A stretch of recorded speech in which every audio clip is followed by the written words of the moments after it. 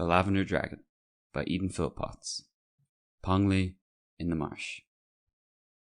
Nigh about the middle of the Dark Ages, when ignorance, greed, and superstition largely ruled the world, pretty much, in fact, as do these forces at present, a knight and his squire proceeded to their destination under the setting sun. Sir Jasper de Pomeroy, descendant of that distinguished man who assisted William the Conqueror, and received for his service fair hundreds in the county of Devon, was a youth who favoured his English mother and betrayed little of the Norman in his appearance or composition. He conformed to a style formerly regarded as noble, and now considered somewhat fatuous. His architecture befitted the times and was Gothic, supple, and exquisite. The knight's hair flashed golden in the evening sunshine. His eyes were large, prominent, and very blue. His complexion, though warmed to ruddiness by outdoor life, had naturally been pink and white. He wore a heavy amber moustache, which often caught in the mouthpiece of his helmet, and gave him a painful tweak. His nose had a lofty bridge, and his brow was high but wanted breadth. The purest ideals, combined with a profound lack of humour, characterized Sir Jasper's quality. He resembled an admirable mother, and his father, a man of average ability and more than average selfishness, had bluntly told the young fellow that he possessed a heart of gold and a brain of clay. Weighing the criticism without resentment, Sir Jasper, determined on his career, took all the proper vows, and dedicated himself to the service of knight-errantry. He now approached the conclusion of his first circuit, and up to the present nothing of any note had challenged his knightly courage, or offered an obstacle to his uneventful progress. His squire, George Pipkin, was a plain dealer of large experience. He had filled similar appointments on former occasions, seen life and felt it, for he chanced to be unhappily married. A grizzled, lean Yorkshireman of 50 was George, and since Sir Jasper enjoyed great wealth and entertained the highest opinion of his supporter, the squire felt well satisfied with his present employ. The better was he pleased because their expedition, now drawing to its close, had encountered no hardships, and proceeded with reasonable comfort, smiled upon by good weather, devoid of any adventure whatsoever. Sir Jasper rode a magnificent stallion with large chestnut markings on a white ground. In the Middle Ages, a circus was not known, and therefore your piebald horse awakened no anticipation of merriment. Nor, in any case, had the knight been a man to find amusement in the colour of his steed. As for George Pipkin, he bestrode an elderly roan, as tough and wiry and experienced as himself. The elder was talking as they traversed rough tracts of moorland, which ceased suddenly at an edge of limestone crags. Beneath these boundaries there subtended fertile plains, ran a river, and stood an attractive hamlet with gabled roof trees and whitewashed walls. "What makes life picturesque," declared the squire, "are the people who prefer their own experience to that of others, such men as yourself, Sir Jasper. But those who trust tradition and the accumulated wisdom of the race go farther, are generally more satisfied and invariably more prosperous members of society. They are safe, and therefore rather dull to watch, while the adventurer, who casts loose for good or ill, is nearly always entertaining. Not that his experiences will be novel, or probably outside our own, but the freshness and charm of the spectacle he presents lie in the fact that familiar old things are happening to a new spirit, unarmed against them with the trite weapons of precaution. Such a young man's retort to the primitive tests of love, danger, temptation, and so forth cannot be foretold. Hence, every one of his adventures has the charm of novelty. "Do not imagine, George, that I flout tradition," answered the younger. "My grandfather was a famous knight, without fear or reproach. Indeed, my father devotes such leisure as he allows himself from the business of money-making and enjoyment of luxury to writing a full and punctual account of Sir Hugo de Pomeroy's attractive career." "Yes, he does," "And that is the difference between you and your parent," answered Pipkin. "He sees no charm in a suit of steel and the life that you have adopted. He feels it far more convenient to write of another's devotion to high causes than seek high causes himself, while you, on the contrary, would emulate your famous ancestor." Sir Jasper sighed. "Would that I might," he replied. "The world has changed since his romantic day. The times are tame, George. The giants are dead, and the dragons have fled. Not a robber baron to chastise, not a village to rescue out of tyranny, not a maiden in need of succor from her oppressors." "We never know our greatest blessings," replied Pipkin. "Many a knight has rued the day when he rescued a fair damsel. I need not repeat the story of a former master, Hildebrand of the Iron Forehead. You recollect particulars of his married life? When he passed to glory under the scimitars of 1,000 Saracens, there was a smile of pure happiness on his forbidding features. As for my own career, had I not wedded his lady's serving-maid, I should be a home-staying man at this moment." "Be sure that your wife will welcome you with awakened affection when you see her again next September," said Sir Jasper kindly. But George Pipkin shook his head. "For the most part," he answered, "marriage is like following the ocean. What married man or mariner would not change his state if he could do so? But they plunge into wedlock or go down to the sea in ships, as the case may be, and only regret it once, and that is forever afterwards." They had now reached the declivities, and Sir Jasper smiled at the scene of rural peace and beauty extended in the valley beneath them. George drew a roll of paper from his wallet and consulted a rough map made by the innkeeper with whom they had lodged on the previous night. "This will be Pongley in the Marsh," he said. "A populous hamlet, apparently, and good, no doubt, for comfortable quarters." "A place without a care as far as one may judge," declared Sir Jasper, surveying the smiling Thorpe. "Still, we will proceed as ever, with enthusiasm to inspire, and hope to guide." The sun flamed upon his splendid figure, and flashed along his armor and crested helm, so that it seemed a shooting star descended the bridle path into the valley. Indeed, an object so conspicuous could not be missed even by peasant eyes, and when half an hour later the knight and his companion approached the outskirts of Pongley in the Marsh, he perceived some concourse of the folk. George Pipkin frowned, for his experienced eyes feared a deputation, and a deputation usually meant labour at no distant date. Some 50 people, of rustic and humble pattern, approached Sir Jasper, and at the head of the company marched a majestic old man, who bore a staff of office.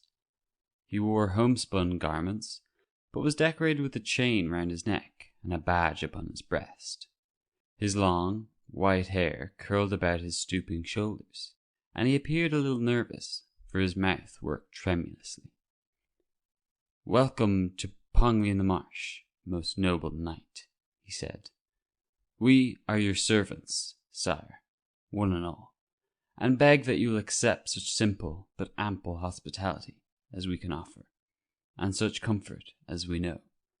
The best we have is yours to command." Sir Jasper felt gratified, for the country folk were not wont to receive him thus, and George Pipkin stepped forward to rehearse in a loud voice his master's style and title. "Sir Jasper de Pomeroy," he concluded, "rides the world to right all wrong, redress all grievance, and place his sword and his lance at the service of the humblest sufferer, be he noble or simple.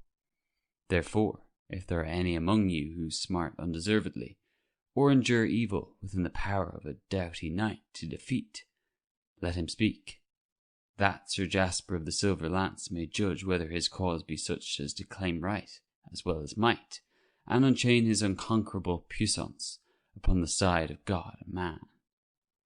The ancient portreeve of Pongley bowed to the earth, and the company behind him did the like. A ramblement of urchins were driven back, and a mongrel dog, who dared to sniff at the heels of Sir Jasper's piebald steed, received a kick and howled unmelodiously. When silence had been restored, the old man spoke. "Never have we heard a more gracious message, or welcomed a rarer knight," he declared. My name, Sir Jasper de Pomeroy, is Jacob Pratt, and I am master here by accordant vote of my friends and neighbours. You come to us at a moment when trouble and concern are heavy in the land, and when, despite the promise of good harvest and other propitious signs, we are cast into deep tribulation. For years we have suffered from a melancholy scourge, and but a week ago, after periods of peace, the evil broke forth again, and our inveterate enemy has struck in the tenderest quarter, and robbed us of the fairest maiden who ever brightened Pong in the marsh with her radiant presence. In a word, Sir Knight, there is a dragon of formidable proportions and utmost malevolence, who abides in an impenetrable lair, but a league and a half from this unhappy hamlet. From time to time he breaks upon us in our most secure hours, and snatches from our midst now one citizen and now another. Not only men, but women and orphan children he devours, and such is his incredible cunning that though our trained bands have often marched against him, he evades their sallies and is never faced save by unarmed and helpless persons. He flies through the air on immense pinions, but at a height invariably beyond bowshot, nor would any cloth-yard shaft pierce the monster. Of that be sure. Only once within my memory has an errant knight ever before visited Pongley, but nothing came of it, and we pray on our bended knees that you may have a stouter courage and better appetite to rid us of this cruel tyrant than had he. Sir Jasper's eyes sparkled as he turned to Pipkin. My vade mecum, George, he said, and on receiving a little, well-thumbed volume, he turned to the index and looked up. Dragons. These misbegotten monsters are few, he told them. I find here not above 6 or 7 right authentic dragons left in the land of the living, and of these 4 flourish abroad, 2 in Italy, 1 in France, and 1 in the Holy Land. We still appear to have a great worm in the peak, and yes, the Lavender Dragon of Yorkshire. The Lavender Dragon! The Lavender Dragon! Cried the inhabitants of Pongley in melancholy chorus. He is our cursed foe, Sir Jasper, explained Jacob Pratt. He dwells some 10 miles distant, amidst the impenetrable woods of Blore, and from Cator Fell good eyes may see a huge wall that circles his domain, and strange barbaric buildings of enormous size erected therein. For the monster is no cave-dweller or laidly wretch who lives beneath the earth. To such a measure of understanding has he attained that he dares to assume human manners, lives in a castle, and hides his iniquities behind cyclopean masonry.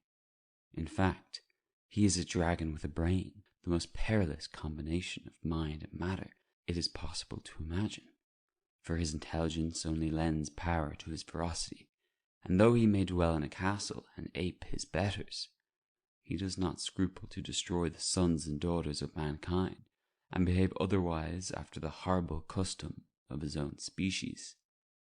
My perambulation draws to a close, replied Sir Jasper, and it is a source of the keenest satisfaction to me that Providence has seen fit to guide my charger's steps to this secluded spot. We will sup with you, Jacob Pratt, and accept the best that your means afford, and at the dawn of another day, having heard particulars, we will set forth into the marches of the Lavender Dragon, and draw not rein until either he or ourselves have returned to the merciful Father of us all.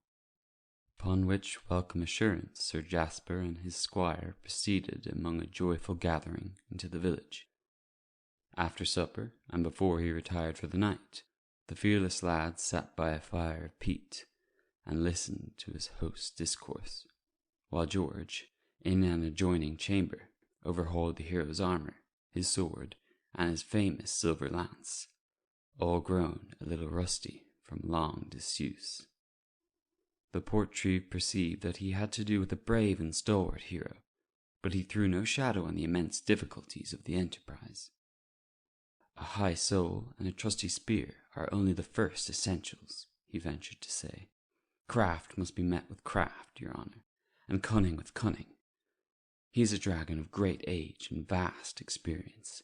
It is vain to suppose that no knight until now has tackled the ruffian, and as he still flourishes like the green bay tree, we are to fear that he has triumphed on previous occasions, when justice demanded another issue to the conflict.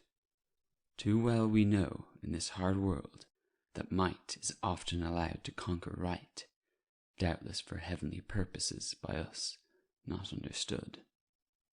Sir Jasper nodded. It is idle to blink facts, he confessed. One hears of our knightly triumphs, but the troubadours seldom sing those unhappy failures which tact conceals, though knowledge cannot deny. The dragon, you say, lies hidden upon the path of solitary individuals, and spirits them away. We have reason to believe that he devours them in situ, answered Jacob Pratt. So far as we can judge, the monster consumes them as we eat a radish, for not a fragment of mortality, not a garment, not a cap, not a tag or shoestring ever remains to tell the tale.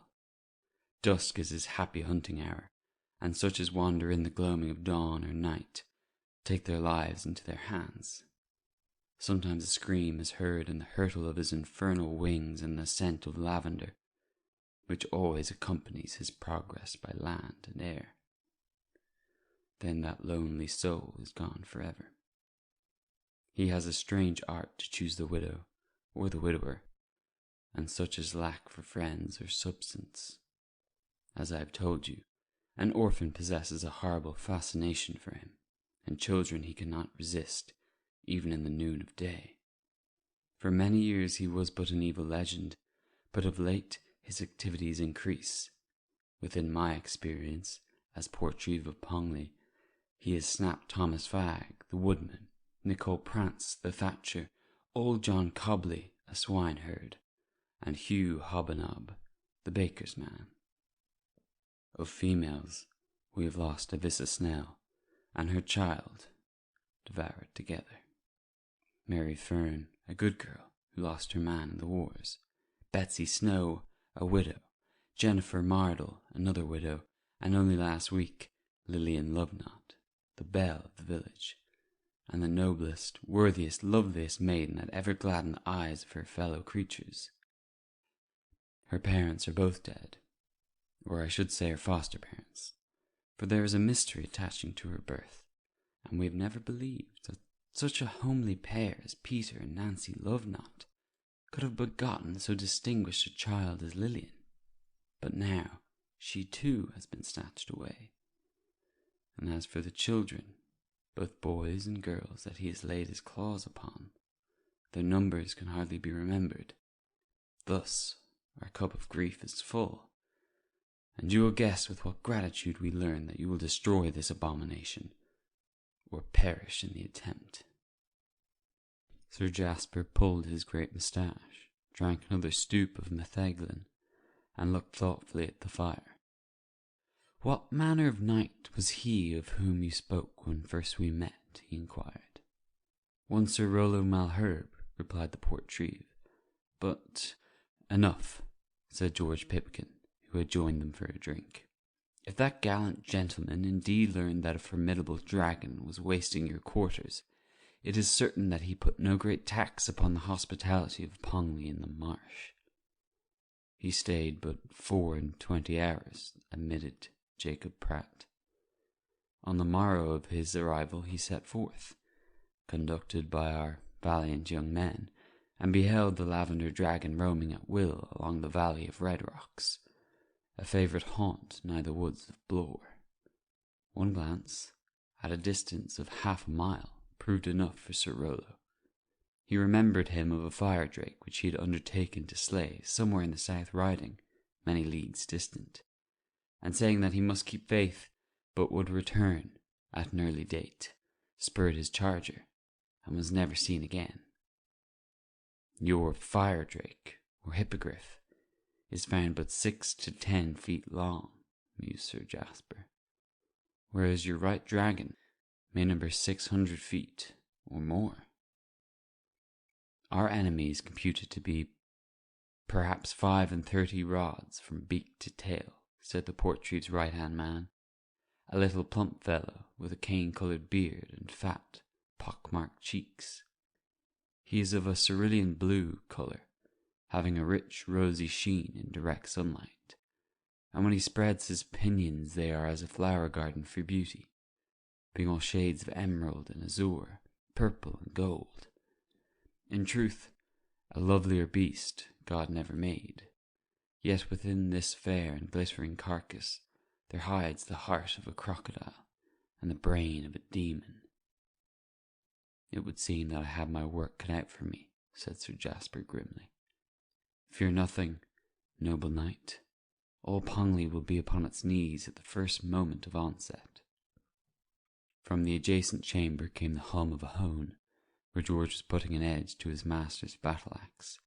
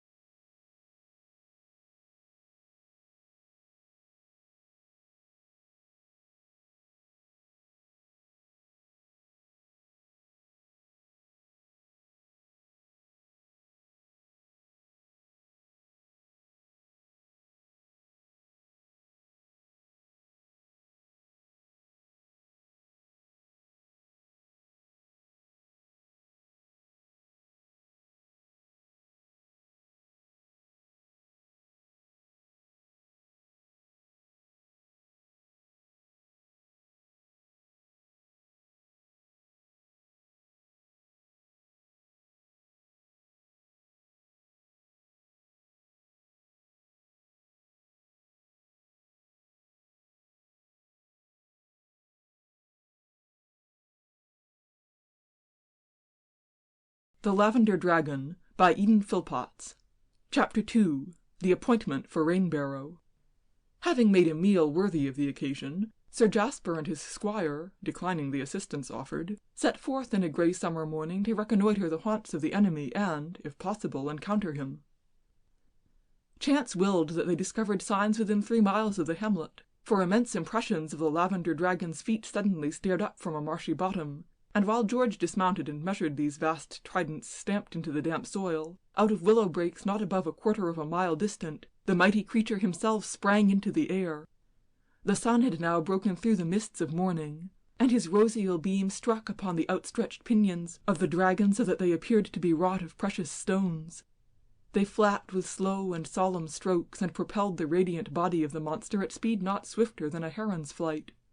Slowly, lazily he rose, until he shrank to the size of a little morning cloud, then diminished until he appeared no greater than a golden pheasant speeding to the comfort of the distant forest. Sir Jasper's blue eyes were rolling, and his tanned cheek flushed with excitement. "Can such things be?" he cried. "Evidently," answered George Pipkin, but without enthusiasm. Did you observe that he was carrying a human being between his gigantic jaws?" "I did, Sir Jasper. A big van he bore away, yet the unhappy wretch looked no larger than a hawthorn berry in the beak of a blackbird. But it is true he is a very old dragon. His flight proclaimed him." "Old in sin, if indeed a dragon can sin," answered Sir Jasper. They proceeded to the spot whence the monster had risen, and found a clearing in a withy bed. The air was fragrant with the scent of lavender, and willow wrens made music. The evidences of a victim did not lack, for beside a bundle of withy wands, freshly cut, they saw a frail, wherein the vanished swain had brought his midday meal, and a jerkin of leather, which he had evidently thrown off while at work. A dog also, that had fled before the onset of the dragon, slunk out of the willows and crept to them with his tail between his shaking legs. Instantly knight and squire set their horses' heads in the direction of the monster's flight, and George expressed a hope that the event of the morning, while unfortunate enough for the day-labourer, might yet prove satisfactory from the viewpoint of their own hopes. "He is now gone to devour his prey," said Pipkin, "and following the meal after the manner of all such reptiles, he will seek to slumber. His scent is strong, and happily not unpleasant. We may presently get upon it, and then, tethering our horses, if fortune be with us, creep to him and destroy him under well-directed blows at the junction of the left wing and the shoulder. Only so will such an enormous creature succumb to us. Open fighting would be impossible. His head is adamant, and his tail unapproachable so long as he shall be wide awake. Indeed, though many a knight has ignored the fact to his detriment, the danger centre and point of highest peril is a dragon's tail, and while engaged with his beak and claws, not a few daring spirits have received their quietus from the back blow, which sweeps a man off his horse, stuns him, and renders him impotent and easy game." "Should you regard this as a large dragon?" asked the younger. "Quite the largest I have ever seen or wish to see," replied his squire. "Let us talk of other things for a while," responded Sir Jasper. "I am disagreeably conscious of having eaten a little too much of the excellent cold beef we enjoyed for breakfast." "A groaning table often makes a groaning stomach," admitted George. "But think nothing of it. We shall not be called upon to exert ourselves for some hours at the earliest." Indeed, Pipkin was right, and ere they reached the woods of Blore, Sir Jasper was hungry again. They had brought with them another ample meal, and, having discussed it, made cautious sallies round about the forest in search of scent. To the east lay the Red Rocks, a favourite resting place of the dragon, but the sun had long passed the meridian before they found themselves within sight of this rugged and sequestered gorge. For many miles along the confines of the great wood they had ridden and admired the grandeur of such timber as neither remembered to have seen. Gigantic conifers towered above them, with stems that seemed fashioned of bright, pure silver, and overhead their boughs were dark as night, throwing down a dense shadow upon the flower-lit turf beneath. It was evening before they reached the valley of the Red Rocks, and the peaks and pinnacles of this impressive spot already glowed as though red-hot under a fine sunset. The place was arid yet beautiful, and the boulders and crags burned in wondrous and dazzling hues of orange and scarlet, amethyst and rose. It seemed that gems studded these precipices and ragged scarps, for they flashed with rainbow colours and answered the signals of the sinking sun. No herb or shrub appeared to adorn the region, yet, as they proceeded, suddenly beneath them extended a wondrous patch of pale, purple inflorescence, and the fragrance of lavender rose to their nostrils. George started with suspicion, and Sir Jasper inhaled the warning odour. Their steeds also sniffed the scent and pawed the earth. "It comes from an extensive patch of natural flowers, yonder," declared the knight, but Pipkin better appreciated the situation. "Burn on your flowers," he whispered.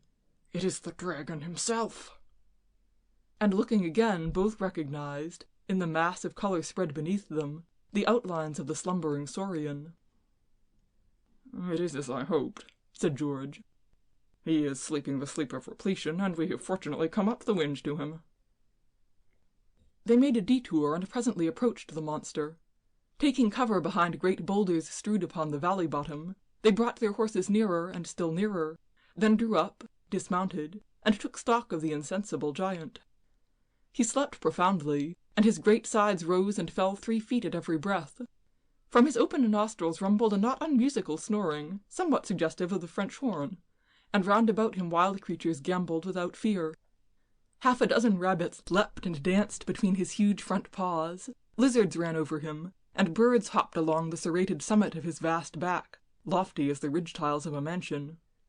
There were indications of great age about him, for though of a sweet and wholesome appearance, he was thin, and the elaborate architecture of massy ribs that supported his circumference appeared through his integument and coat of mail. His wings were furled, and his enormous eyes covered by heavy and wrinkled lids. Pipkin, in the greatest excitement, directed Sir Jasper how to proceed. "Lose not a moment," he said, "but draw off to the left, mount your charger, then couch your lance and let him have it, striking where the pinion lies over the shoulder. With weight of man and horse behind the blow, you shall reach his heart and to destroy him instantly." Then, to his indignation and confusion, the knight made chilling answer. "Not so, friend," he replied. "It shall never be said that Sir Jasper de Pomeroy slew a sleeping foe. No glory attaches to the act of an assassin." "Odds bodikins!" hissed George. "This is a dragon! And when was it ever heard that a dragon demanded to be treated with the rules of chivalry? Would he have wakened you had the case been reversed?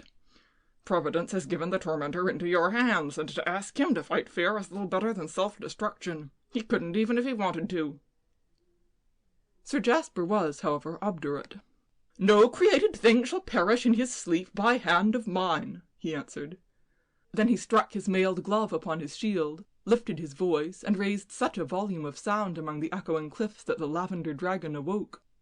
Like curtains his eyelids ascended and revealed two enormous eyes, glorious as fire opals, and large as the rose windows in some great cathedral. "Bless my life!" cried the dragon in good, nervous English. "What have we here?" "Death, vile reptile!" shouted Sir Jasper, and, laying his lance in rest and drawing down his beaver, he spurred his piebald warhorse forward. But the mighty lizard heaved himself onto his feet, and so placed his assailant at a great disadvantage. Now horse and man came only to the monster's knees. "Wait, wait, wait!" he said, lifting one gigantic paw. "Let us understand one another. I appreciate your courtesy in rousing me before you laid on. It was done like a true knight, and indicates a courage probably only equaled by your mastery of arms. But I, too, am not devoid of fine feeling in these matters.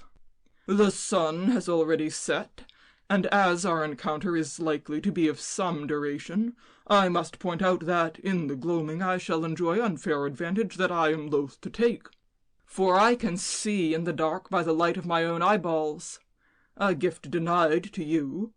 We may or may not be evenly matched by daylight, but, with the oncoming of darkness, there can be no question that you would suffer a severe handicap, and this must not be."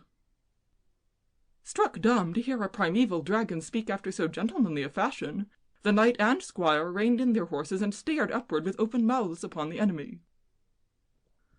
"I am perfectly willing to encounter you, if in your judgment the greatest good to the greatest number will be gained thereby," continued the huge creature quietly.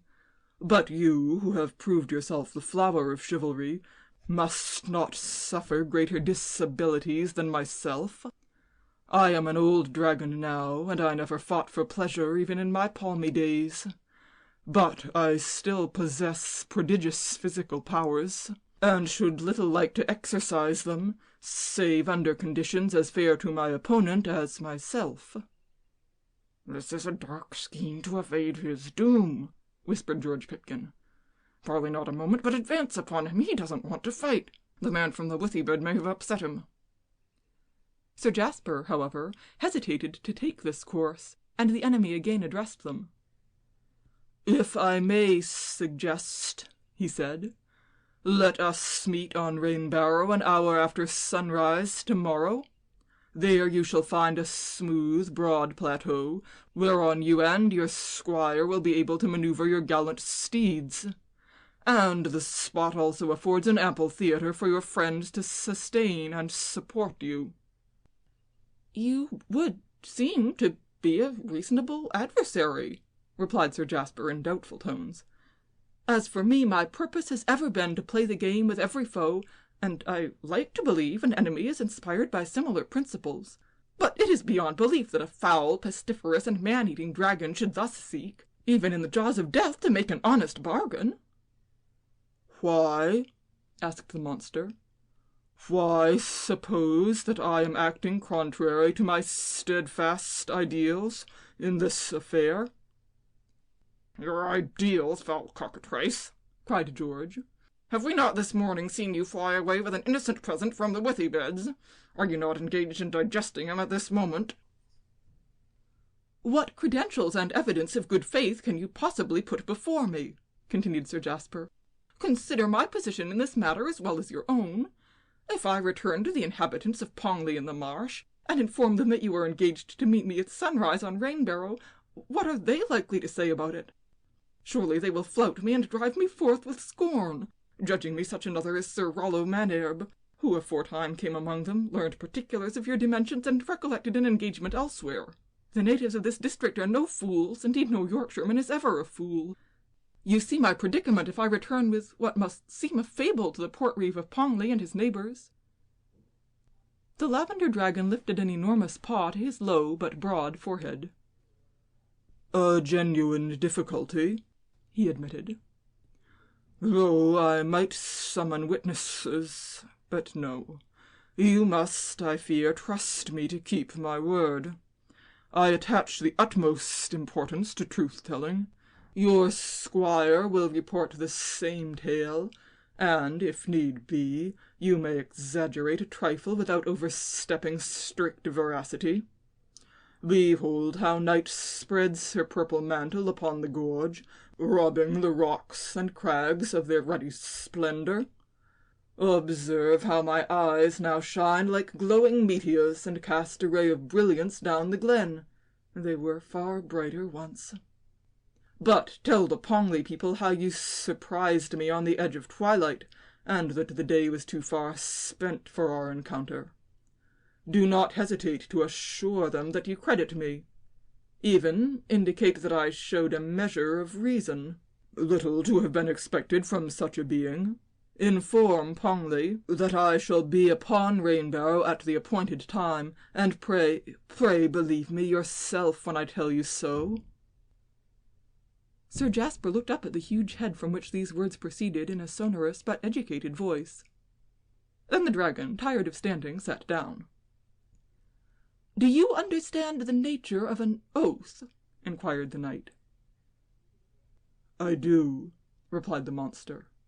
"I am not unfamiliar with humanity, and have had relations with them quite other than those recorded to my disfavour by Pongley, and more important places. I appreciate the significance of an oath, and am perfectly willing to take one if that will content you." "You are no ordinary dragon," declared Sir Jasper. "Such as I have already heard about conducted themselves in very different fashion, fought with abandon, spewed fire, hit below the belt, and pursued their defensive and offensive operations without self-control, civil conversation, or any sense of honour. They have risen from the slime. They have been horrible, formidable, and utterly repulsive in every way. Mankind is accustomed to believe that the only possible dragon is a dead one. Yet here you sit, within reach of my unconquerable lance, and discourse as fluently and grammatically as myself. Even an oath appears to be within your experience. You are courteous, self-contained, intelligent. Your natural weapons are terrific, and no doubt you know exceedingly well how to use them. But as you confess, you are no longer young, and if I mistake not, your hinder claws show evidences of gout." "Once it was acute," explained the Lavender Dragon. "Now, alas, it threatens to become chronic. With acute gout one throws it off and has good times between the attacks.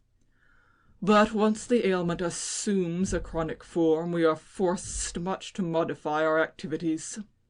Do not think, however, that I advance these facts as a reason for evading your attack. Far from it. I am still in the possession of very great activity, and may give you at least a run for your money."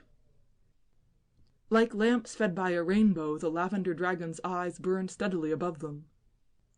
"It's as though we talked to a lighthouse," murmured George Pipkin. "In the name of your Maker, then, "Your maker and my own, you swear to be on Rainbarrow tomorrow morning, wet or fine?" said Sir Jasper, and the dragon lowered his prodigious head with becoming reverence and shut his eyes. The action plunged the party into darkness. "I will, so help me," declared the great creature. It was a strange interview even for the Dark Ages, and Sir Jasper began to believe that all must be a dream from which he would presently awaken.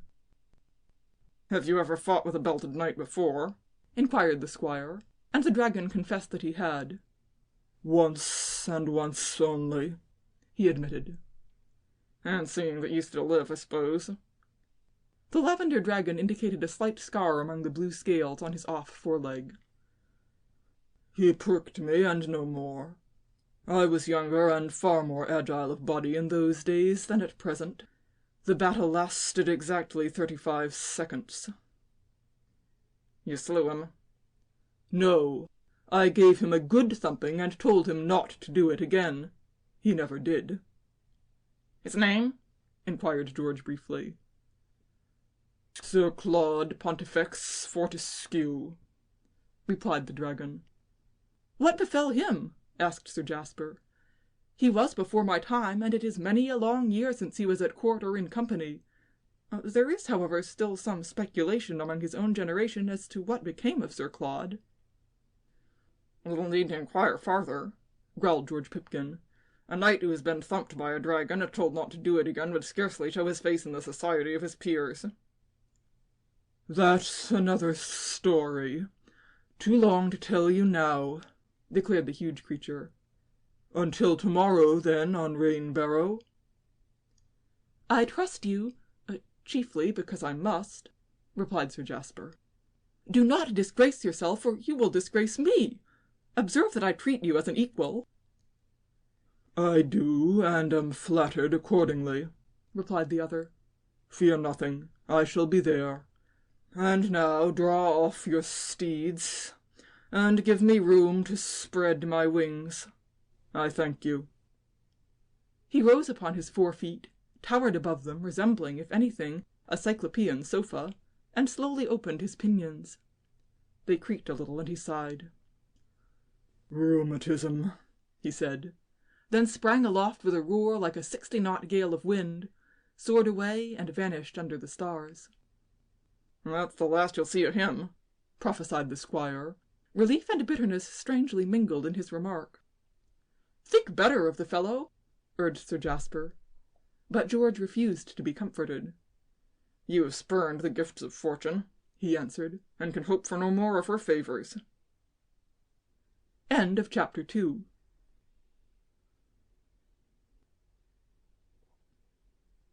The Lavender Dragon by Eden Phillpotts. Vigil.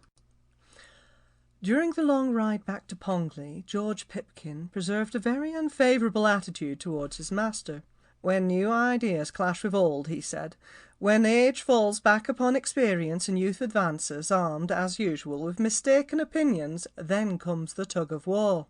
But there is no place in knight-errantry for these ingenuous ideals, and to pit your mistaken standards of dragon warfare against my proven knowledge was the height of folly, as you will live to learn." Sir Jasper let him run on, but at length some word from George stung the hero into retort. "Has this silver-shafted lance been blessed by 3 bishops and an archbishop, or has it not, Pipkin?" he asked, shaking his majestic spear. "What of it?" replied the other. "It has, and that being so, is it a weapon to thrust into anybody while he sleeps? I ask you. The mistake you are making is to treat an atrocious reptile and enemy of man as though he were on the same footing as yourself," replied Pipkin. "Your rules of conduct are all thrown upside down just because this particular dragon, by some gift of necromancy, can talk and pretend to be a decent member of society. You know perfectly well that he is not. You have his disgusting record. He has devoured men, women, and children. He has cast a cloud of horror and dismay upon this neighbourhood for years, and no doubt before he came here he carried on after the same fashion somewhere else. A dragon is a dragon. They are all the misbegotten spawn of hell, and we are told to bruise their heads and warned that they shall bruise our heels. By the will of God, you had him at your mercy. He was given to you that you might destroy him, but you lost your senses and showed a lamentable confusion of thought, a mistaken code both of honour and duty, whereof he took full advantage. Now one of two things must happen. Either he won't come to Rainbarrow, or else he will. The betting is all Lombard Street to a crab apple that he doesn't. But if he does, then you may be very sure he knows a great deal more about Rainbarrow than we do, and will not stand your onset unless he has secret advantages that the conflict must too soon reveal. A good thumping, mused Sir Jasper. That is unknightly language, George.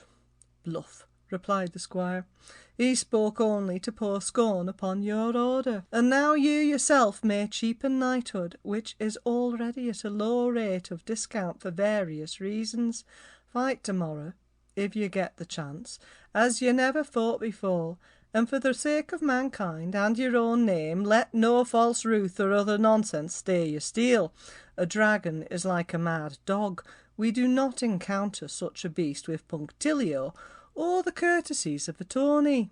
Get him down and out by the swiftest and most sanguinary means within your power, and trust me to help you if half a chance offers. You lack imagination, answered the younger and more enlightened adventurer. You do not apparently see or feel, George, that we have met a being by many degrees removed from a conventional dragon of history and experience. This beast, had he been created on a more economical plan and less material devoted to his prodigious carcass, might have been amenable to human discipline and even culture. He has a kind face. He is very old.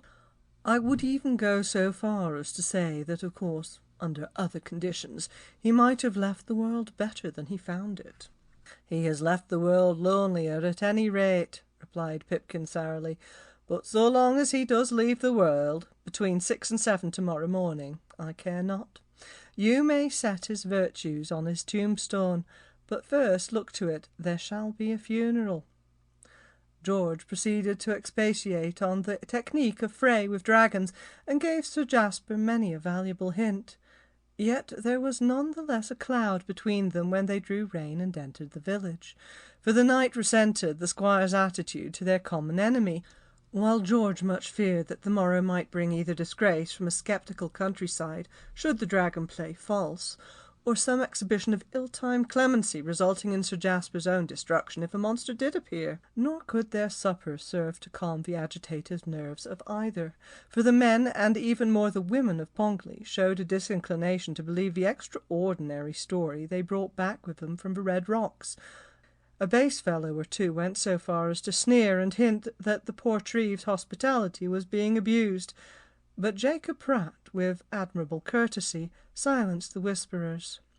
"It will be time to display our feelings tomorrow," he said, "if Rainbarrow is drawn blank. Tonight we are not justified in doubting Sir Jasper's word, or the Lavender Dragon's promise. Many strange things happen in the world, and I still hope to see the blood of our foe leap in a ruddy cataract down the steep of the hills after breakfast." When supper was ended, Sir Jasper got him to the little fane of St. Cormoran, a Yorkshire martyr of old time, and there, with his silver lance and helmet laid before the altar, he kept vigil before battle until the barn cocks crew.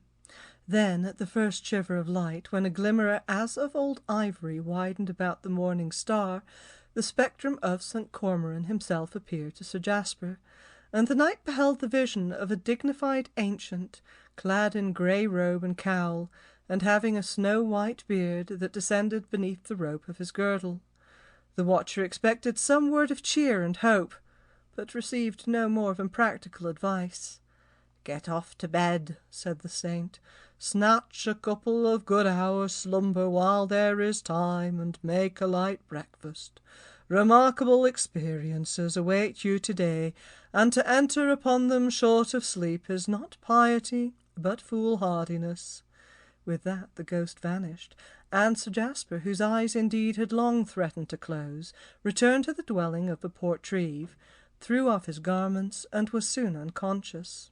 Anon George Pipkin aroused him, and whether he would or no, his master partook of a meagre meal, as St. Cormoran directed, for there was not time to do otherwise. Already the entire population of Pongley-in-the-Marsh was streaming towards Rainbarrow, where that flat but elevated table of land rose dimly against the morning, and when Sir Jasper and his squire galloped on to the plateau, they were the last to arrive. The Lavender Dragon, however, had not yet made his appearance, though it now wanted but 5 minutes of 6 o'clock. End of chapter 3.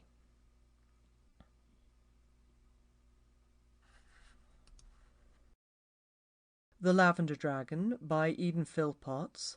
The Dragon Keeps His Word. About an open space, flanked with a forest on one side and sloping by abrupt declivities of thorn and furze upon the other, the inhabitants of Pongley were assembled. The elders of the hamlet stood grouped together, while the lesser folk surrounded the plateau and made an audience for the approaching struggle. Above 1,000 souls were gathered there, and they greeted the knight and his squire somewhat coldly as they trotted out upon the arena.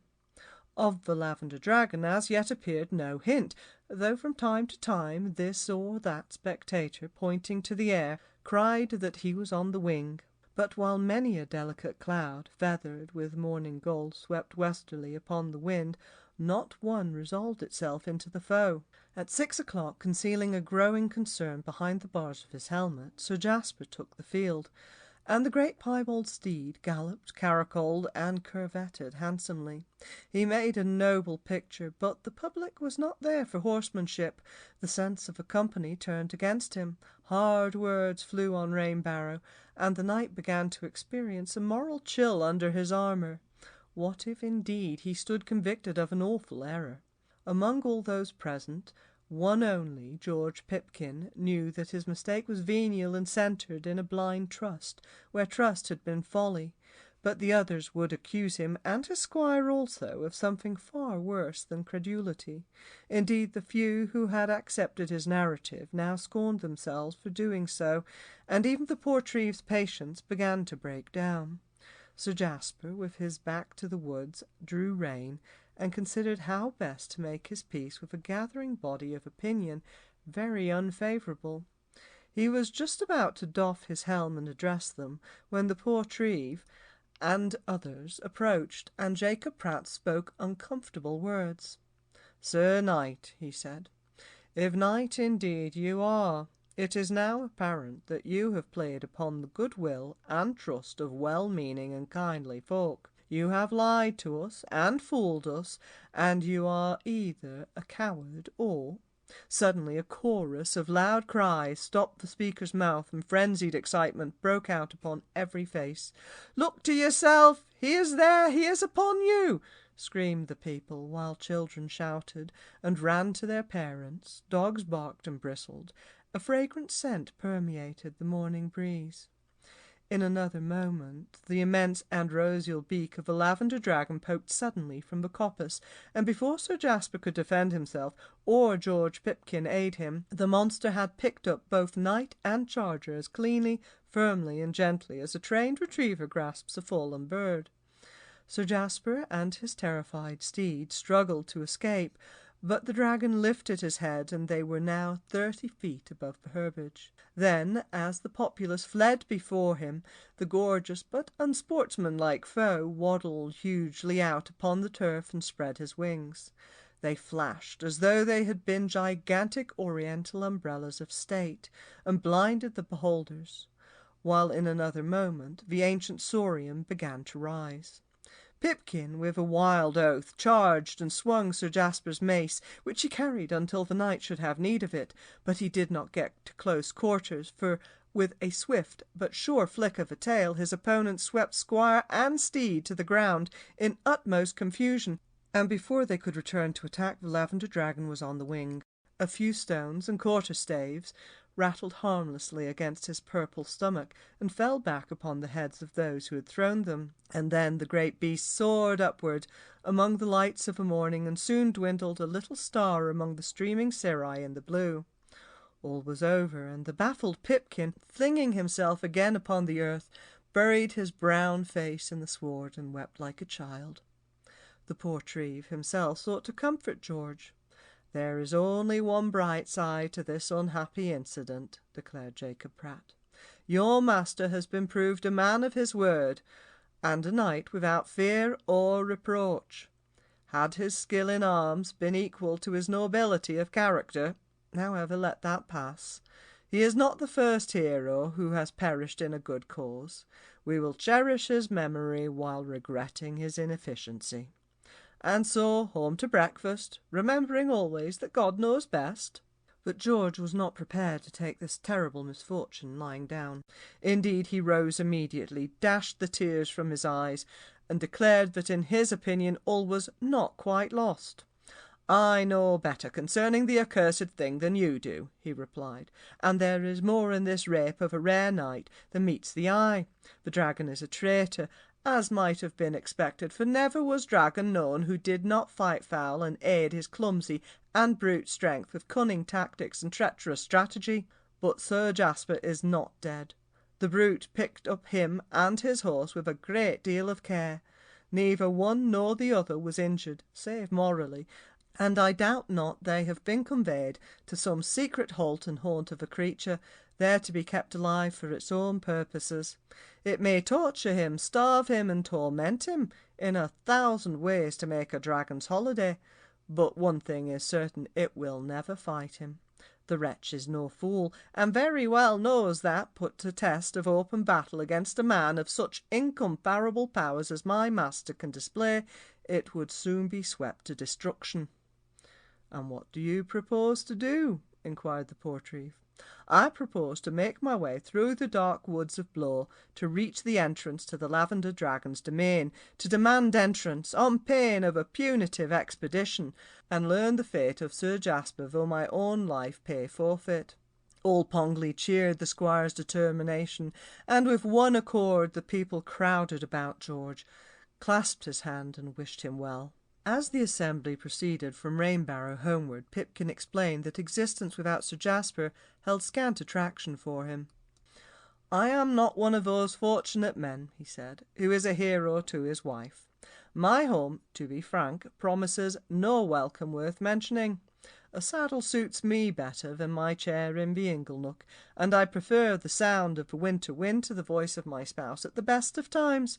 For that matter, they have much in common. In any case, did I return my own man with this appalling story, there would be few flags flying for me, I assure you.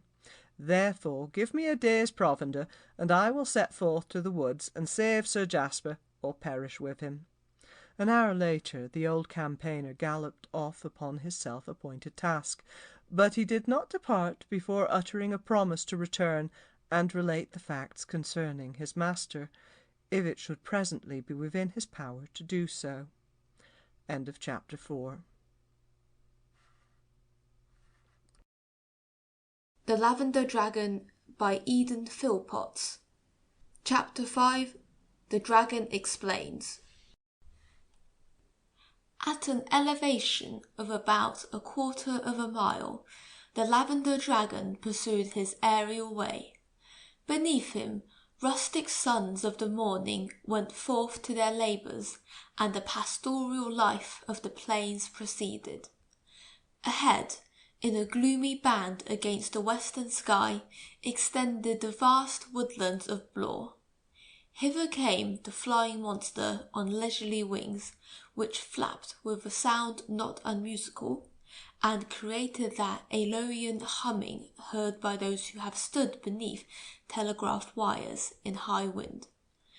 The stout horse and his rider in no way encumbered him.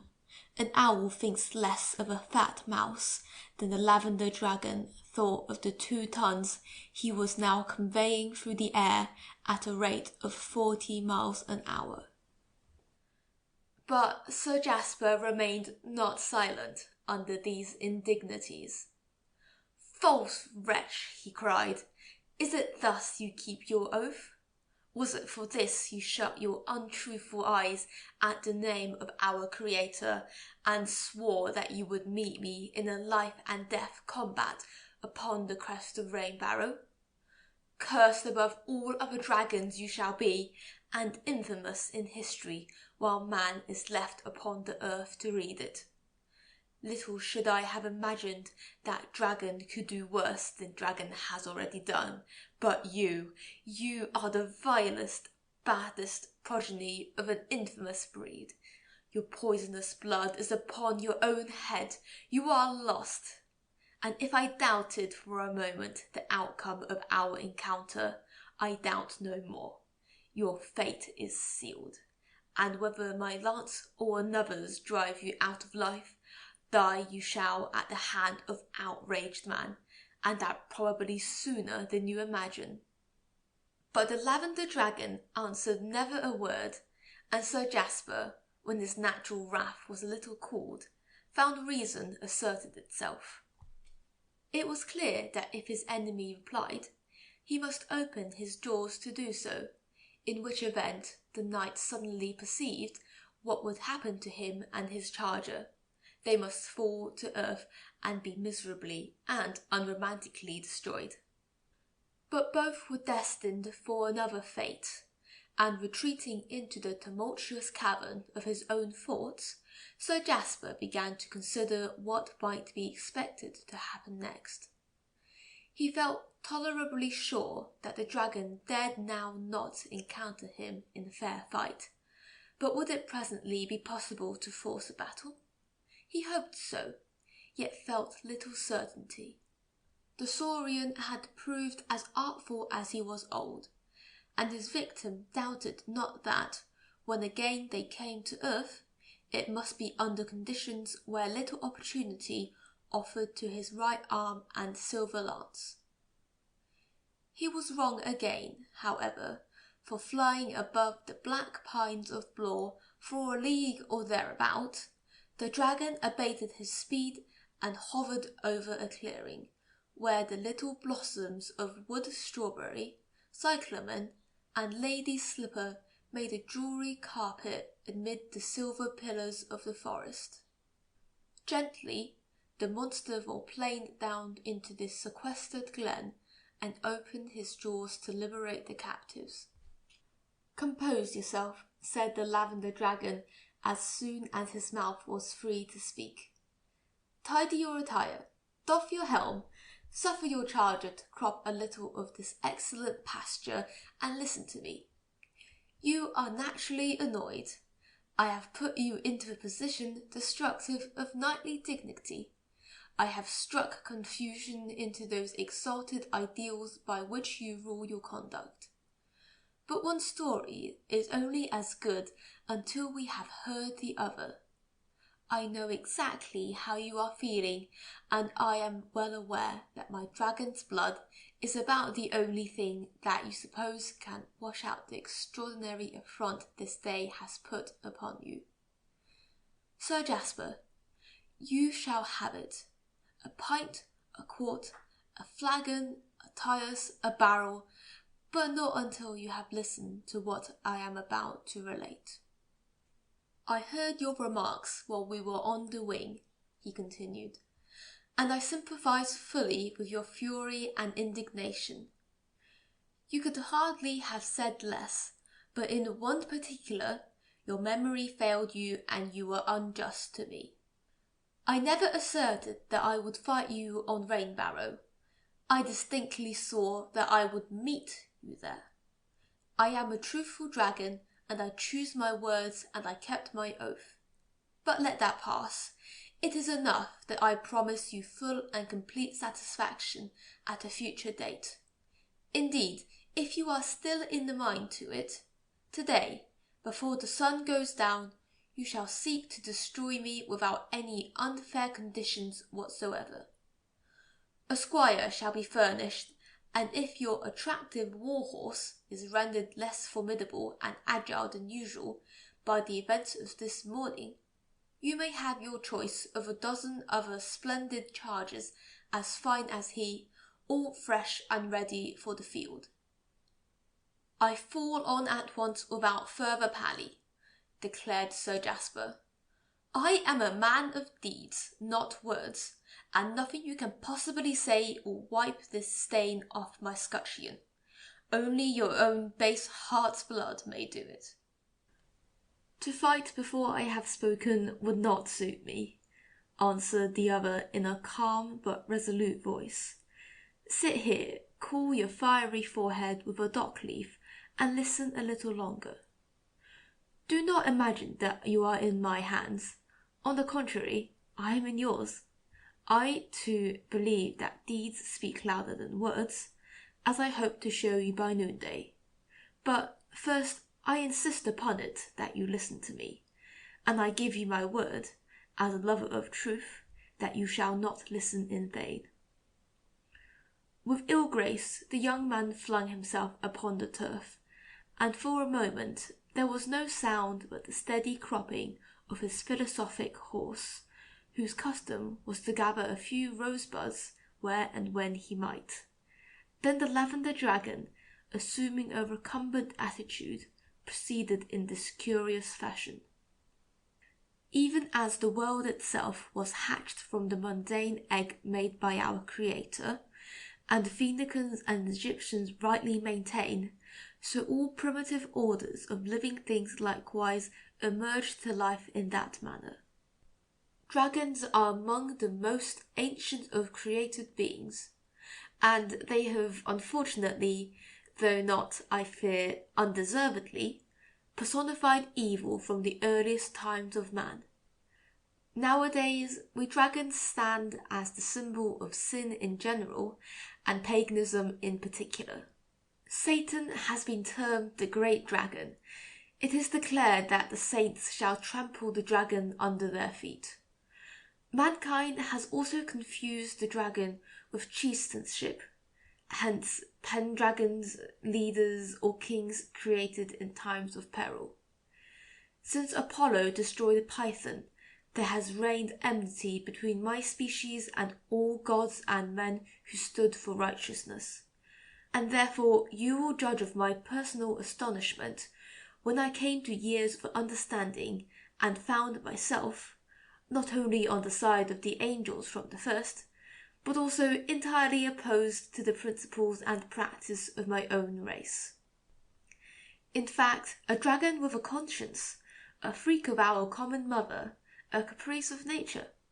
My great-uncle was the celebrated dragon of Wantley in this county, and when he found that I entertained opinions subversive to our family interests and desired, if possible, to heal the breach established in primal time between our kindred and the children of men, he disowned me with fury, beat me cruelly, for I was then a mere Dracundrelus, and cast me out.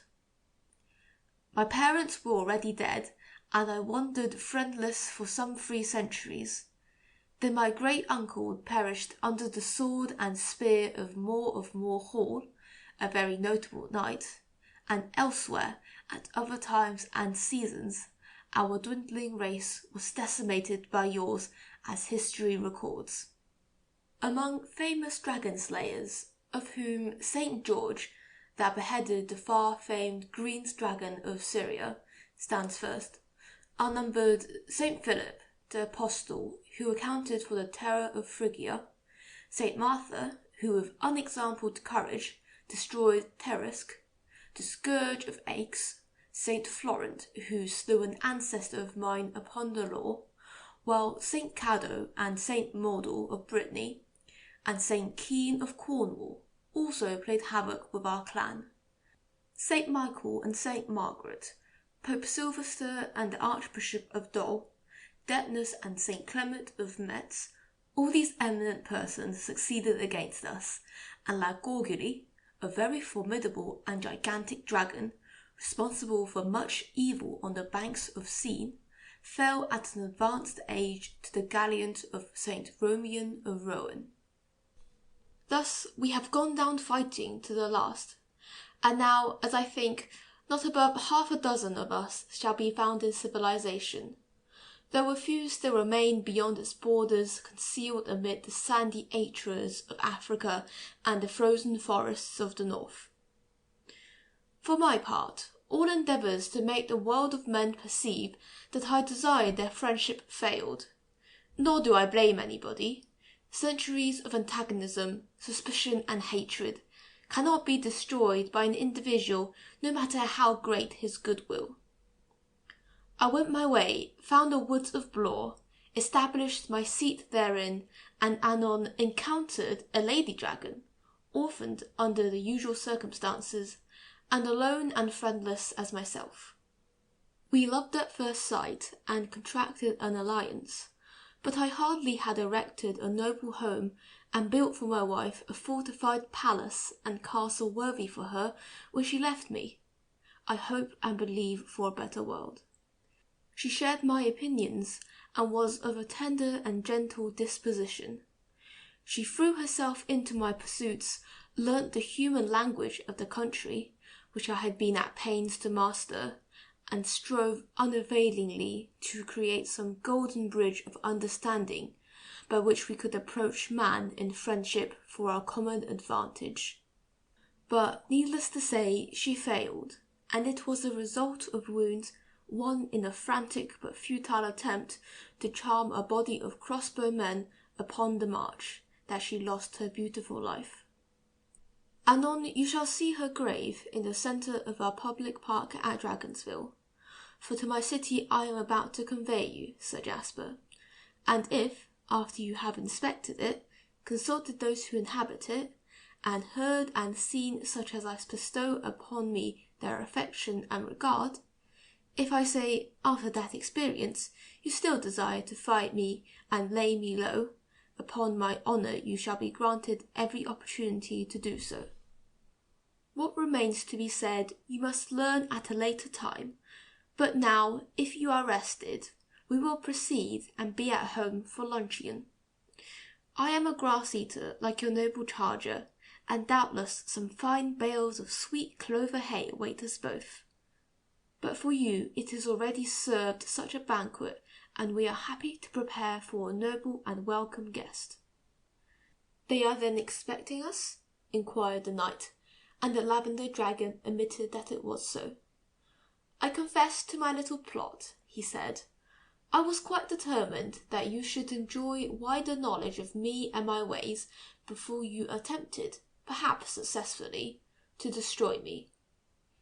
A thing once done cannot be undone, Sir Jasper, and if by chance, in future time, you had learnt the truth, I am bold to believe that remorse might have darkened your soul and unavailing regrets cast a shadow on your unstained career.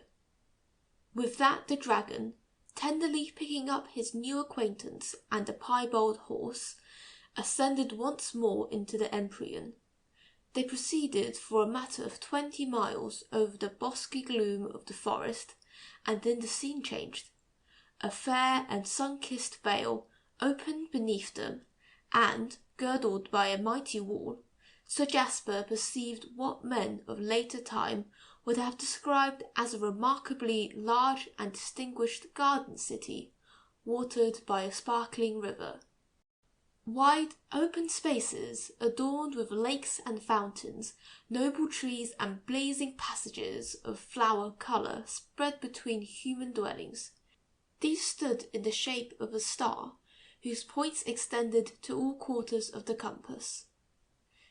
The houses were solidly built of stone, and their roofs, of red and sun-baked tiles, seen from this elevation, presented a design of considerable charm. In their midst rose a gigantic castle of barbaric architecture, a place so hugely planned, with doors so vast and towers so lofty, that the Lavender Dragon himself might move and dwell with comfort and elegance therein.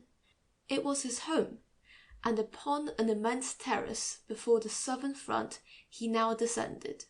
Nor was there none to welcome him.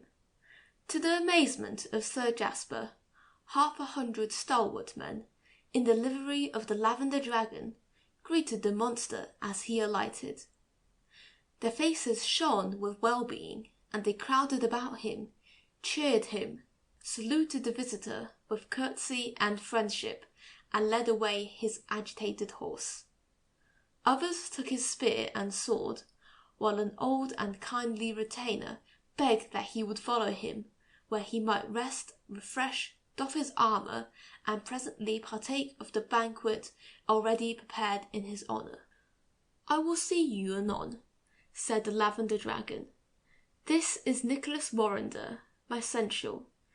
You will be happy with him and the company of our comrades until the afternoon. For the moment I want my dinner before all else." The dragon led the way into his castle, and settled himself with a mighty sigh above 6 huge trusses of sweet-smelling hay in his own dining-room, a chamber about twice as large as the Cathedral of St. Paul. But Nicholas Warrender, proceeding with Sir Jasper, conveyed him to an apartment, huge enough, yet not uncomfortably spacious, and there left him to make his toilet and choose from 100 comely garments what he would best like to put on. Arrayed at length in a doublet of grey velvet with amber slashings, comfortable grey hose, and a collar of delicate lawn, the knight struck a bell upon his table, and Nicholas returned.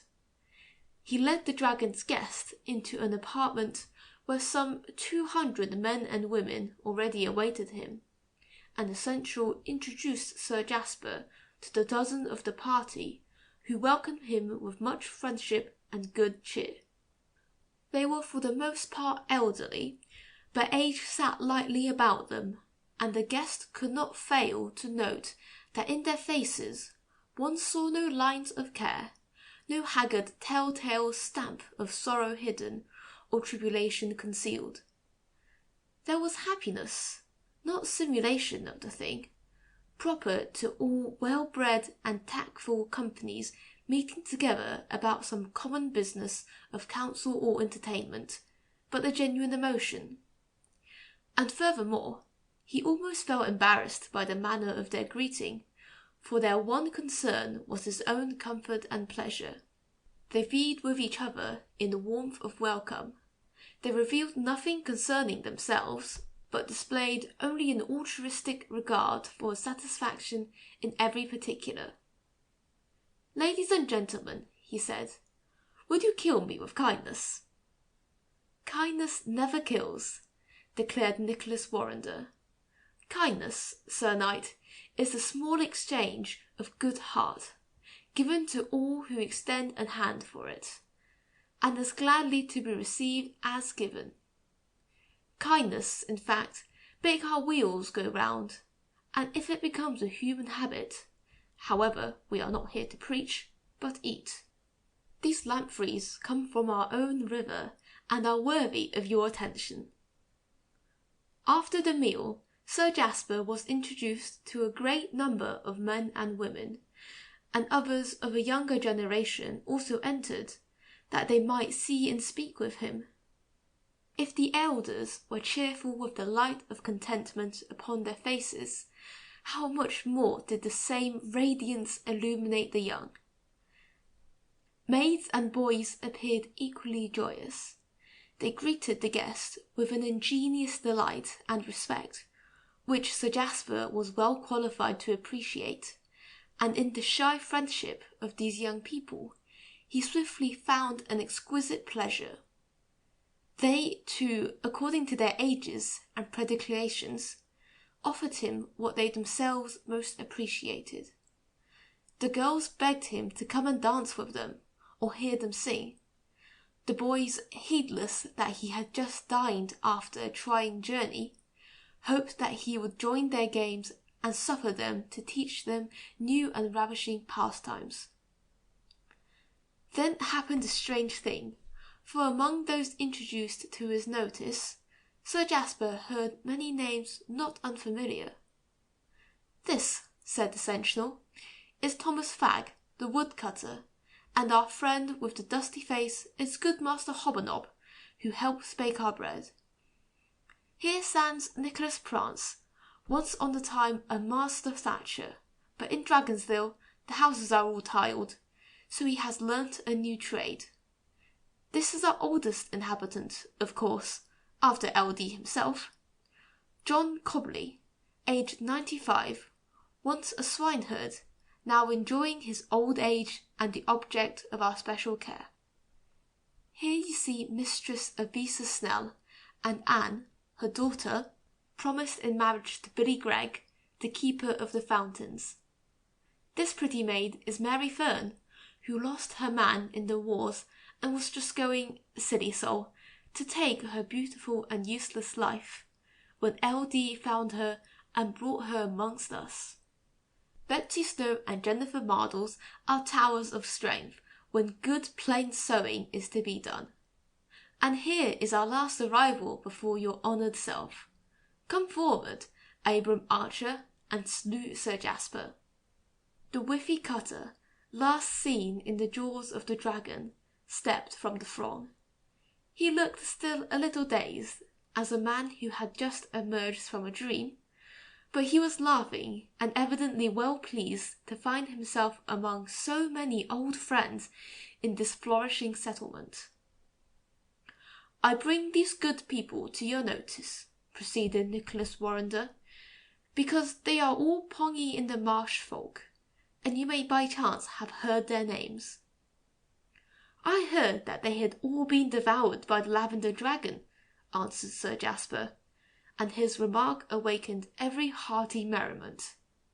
We come here to eat, not to be eaten, said Hugh Hobnob. For what is Dragonsville but a glorified Pongley after all? A Pongley where there is happiness instead of anxiety, health instead of sickness, abundance in a place of scarcity, added the Sentinel. Here we work, but never for ourselves. Note that, perceive, for instance, our gardens. I will show them to you. The company stepped into the air, and many walked beside Sir Jasper as he accompanied his guide. We are great gardeners, continued the Sentinel, yet nobody ever does a day's work in his own. Everybody applies his best energies and skill to the garden of someone else. To cultivate your garden is very good, and we are all well advised to do so. But how much better to cultivate the garden of your neighbour? It is, in fact, one of our greatest delights to create horticultural surprises for our friends. Surely confusion might arise, and disappointment, since tastes differ on the subject as on any other, suggested the knight. Confusion does arise, admitted Nicholas. Thus he who hoped for radishes might find a superfluity of turnips in his garth, while the lover of kale is snowed under with endive or spring onions. But what of it? Nothing results save cheerful laughter, and never was a better joke than when Jane Blee, who is devoted to the carrot and parsnip, discovered her garden patch obliterated under tansy and alkanet. Even LD, who sees a joke with utmost difficulty, laughed along at Jane. But what did she do? Why, seek the gardens of her neighbours, and help herself to all that she desired. For our good things are in common, and our chef delight is to give of our best where it will be most appreciated. This principle runs through all our rule of living. It actuates old and young. It is the mainspring of Dragonsville, hence the brightness of our faces and the heartiness of our laughter. And what is the underlying impulse of this curious vagary? Inquired the visitor. How call you this spirit, which accounts for your well-doing and well-being? For the particulars you must listen to LD, replied the grey-beard. And when I say LD, think it no term of undue familiarity or disrespect. Thus we all speak of the Lavender Dragon, both behind and before his face. It was his own idea, for we were desirous of a more respectable and sonorous title. Indeed, we offered him a crown once, and on that occasion he did indeed laugh, so righteously that he blew down a score of houses and devastated several acres of his own favourite food, kidney beans. But he declined the diadem. He would not even accept the office of president. "I am," said our dragon, "just LD to you all. No more, no less. Your friend, so long as you will permit it, your well-wisher and your companion in this arduous business of living out the years of our lives with dignity, energy, and common advantage." "And tell me of Lilian Lovenot," begged Sir Jasper. "She too was a Pongley maiden, and I assure you that her disappearance caused much bitter feeling, for she was loved and cherished and held the pride and top flower of all the hamlet." The seneschal's face fell. "It may be so. LD rarely errs, but it is true that once, or perhaps twice, he has brought among us those who showed an inclination to return whence they came. His rule, however, is to seek out only the lonely, the sad, the failures, the careworn and life-stained people, or the young who are unwanted and unloved, all such as have only heard of happiness." "Hence his predilection for orphans, no doubt," murmured Sir Jasper. "Exactly. In the case of Lilian, LD judged that she would be happier here, because among us are not a few of her own standing and rank, for he was aware that the Lovenots were no parents of hers. He thought, therefore, of her own happiness, and I fear rather overlooked the pleasure she had already given to others, a singular lapse from his own standards. Pongley's loss, however, was Lilian's gain. She is exceedingly joyous at present, lives in the castle, and ministers no little to LD's own content. For, while the bulk of us are only concerned to make each other happy, and so indirectly please the master of Dragonsville, a few of the more learned and cultured, such as can speak wisely or sing harmoniously, spend a measure of their time with him. He delights in music and storytelling, and his chief material pleasure is to sit in the great central fountain and let the jet beat down upon him as it falls. This is not always good for him, however. He is much afflicted with gout, and the distemper will carry him off some day. These fields on our right are entirely devoted to growing Colchium autumnal, a crocus of the fall, from whose roots and leaves our doctor compounds the medicine to lessen LD's suffering. They sauntered through the little cobbled streets presently, where folk were busy about their affairs. "We are, of course, a pastoral people," explained the seneschal, "but there is a certain amount of industrial activity among us, also, and that we are self-supporting in every way.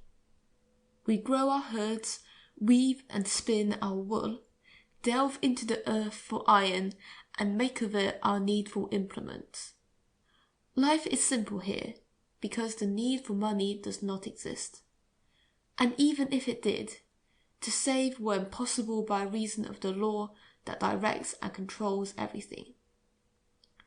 Giving is the watchword here, and getting conveys no impression to the rising generation, while to us elders this business of getting merely signifies the reactionary and unsocial process which keeps the outer world so short of the content and happiness we enjoy. But hither comes the merry man of the castle. LD is probably anxious to see you, and sends his messenger." It was so, and Sir Jasper learnt from a jester, who now approached, that his presence in the great hall of reception would be welcome. The buffoon was by no means as cheerful as many of his companions, but only a facial accident explained his apparent depression. He was a dry bird, by the name of Dicky Gollop, as he explained to Sir Jasper how, on an occasion of hawking with his former master, he had made a jest which the Baron, who now owned him, took in bad part. Before I could explain my point, said Dicky, the dull old dog alighted from his horse, directed a dozen varlets to pinion me against a tree, then beat me with the flat face of his sword until I lost consciousness. There he left me, still crucified to the pine, and there I must have perished, but for LD, who passing that way, saved the situation. I've regained my understanding in Dragonsville, and rejoice to abide here. I have but one daily regret, and honestly I believe that I am the only member of the community who regrets anything at all. What may that be? Inquired Sir Jasper. My inability to strike the right note of humour for LD, replied Dicky Gollop. It is not my fault, for I really can be funny when in good form. Others will tell you of my jokes and quips, my quirks and quiddities. I am an excellent wag, and make men, and even women, lose themselves in hurricanes of laughter. My repartee is rapier-like, my badinage bewildered with lightning flashes, for a guillemotte, a quibble, a conundrum, or a double entendre, there is nobody to approach me, and yet I lack the power to make my reverend master enjoy the luxury of a hearty roar. Perhaps that is as well from all I hear, replied the knight, but Dicky would not allow it. No, my mission, so far as he is concerned, is a failure, and he knows it. He is as sorry for me as I am for myself. He tries to make me happy by laughing at my jocularity, but jesters are not deceived. Nobody knows quicker than Tomfool if his tomfoolery is touching the spot, and in the ordinary high-class establishments, where jesters form part of the retinue, if we don't give our employers sore sight, we soon receive them. But LD never shows any impatience at my failure. He observes that I entertain other people, and since the happiness of others is the only thing he cares a brass button about, in this vicarious sense I please him too. As a man, therefore, I am content, but as an artist I shall ever harbour a sense of disappointment. But Dicky's trouble did not interest Sir Jasper.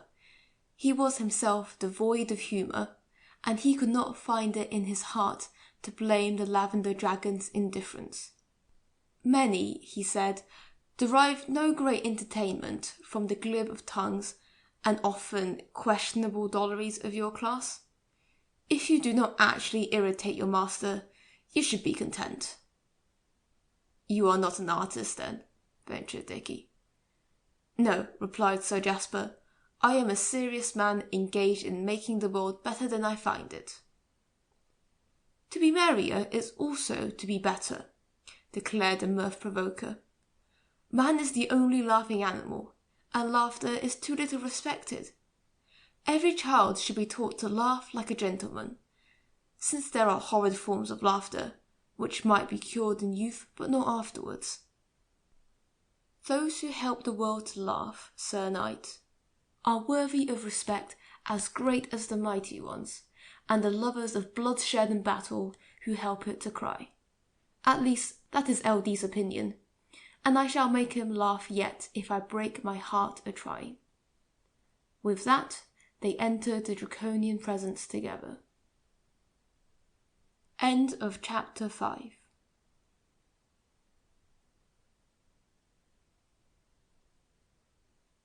The Lavender Dragon by Eden Phillpotts.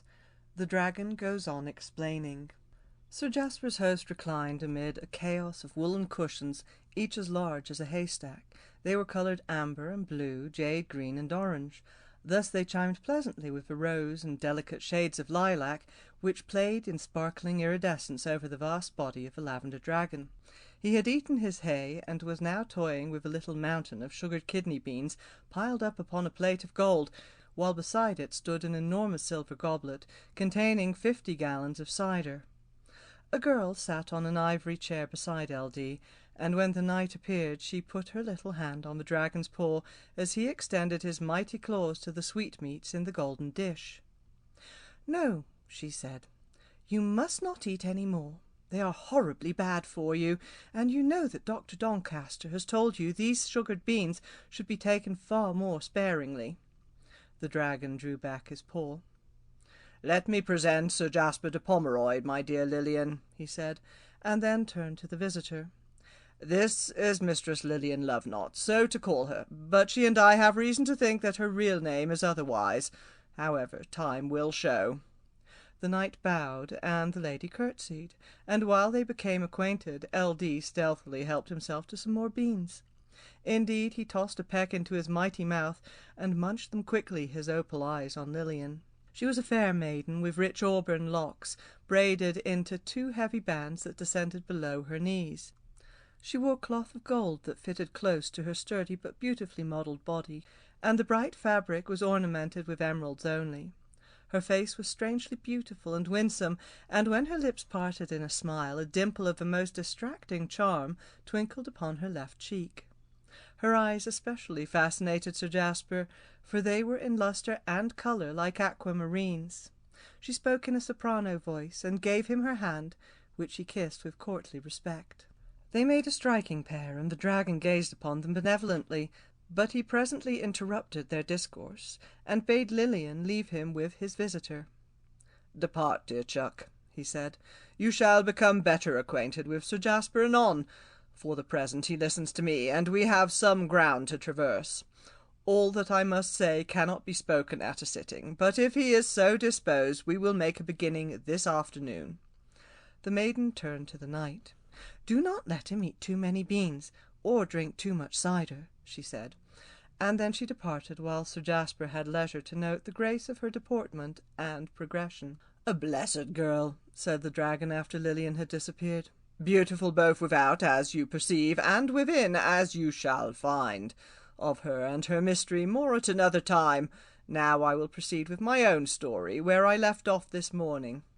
When my dear wife died, a great darkness descended upon me, and for the space of 25 years life held no interest or consolation. Do you see yonder mound beside the fountain, the tumulus, bowered in hawthorns?" He pointed out of the lofty window, where shone brilliant displays of blossom, crimson and white, upon a little hill. Sir Jasper nodded. "There she lies, and there, ere long, I shall lie beside her," said L.D. He heaved a sigh, like the breath of a sinking storm, and 1 or 2 tears, each representing a quart of the purest lavender water, splashed upon the cushions. "Pardon me," said the dragon. He then cleared his throat and proceeded. "I even contemplated self-slaughter during the full brunt of my bereavement, but a moderate intellect and a good conscience came to my aid. I strove to create fresh interests, and immerse myself in such enterprises as should justify existence, and be an excuse for my long life. And then I made the astounding discovery that has taken shape in this little republic. I found that the only happiness worthy of being so called is that which we are able to bring to other creatures. And since my own race was beyond the reach of my ambitions in this direction, I turned attention to man, to Homo sapiens, as he so humorously calls himself, and studied him with immense application for 2 whole centuries. Man, Sir Jasper, viewed, as it were, from the outside, is a difficult customer, and I was more than once minded to abandon my studies in despair. But I persisted, and at length arrived at some general conclusions concerning him. What did I find? I discovered first that the thing your species chiefly lacked was humility.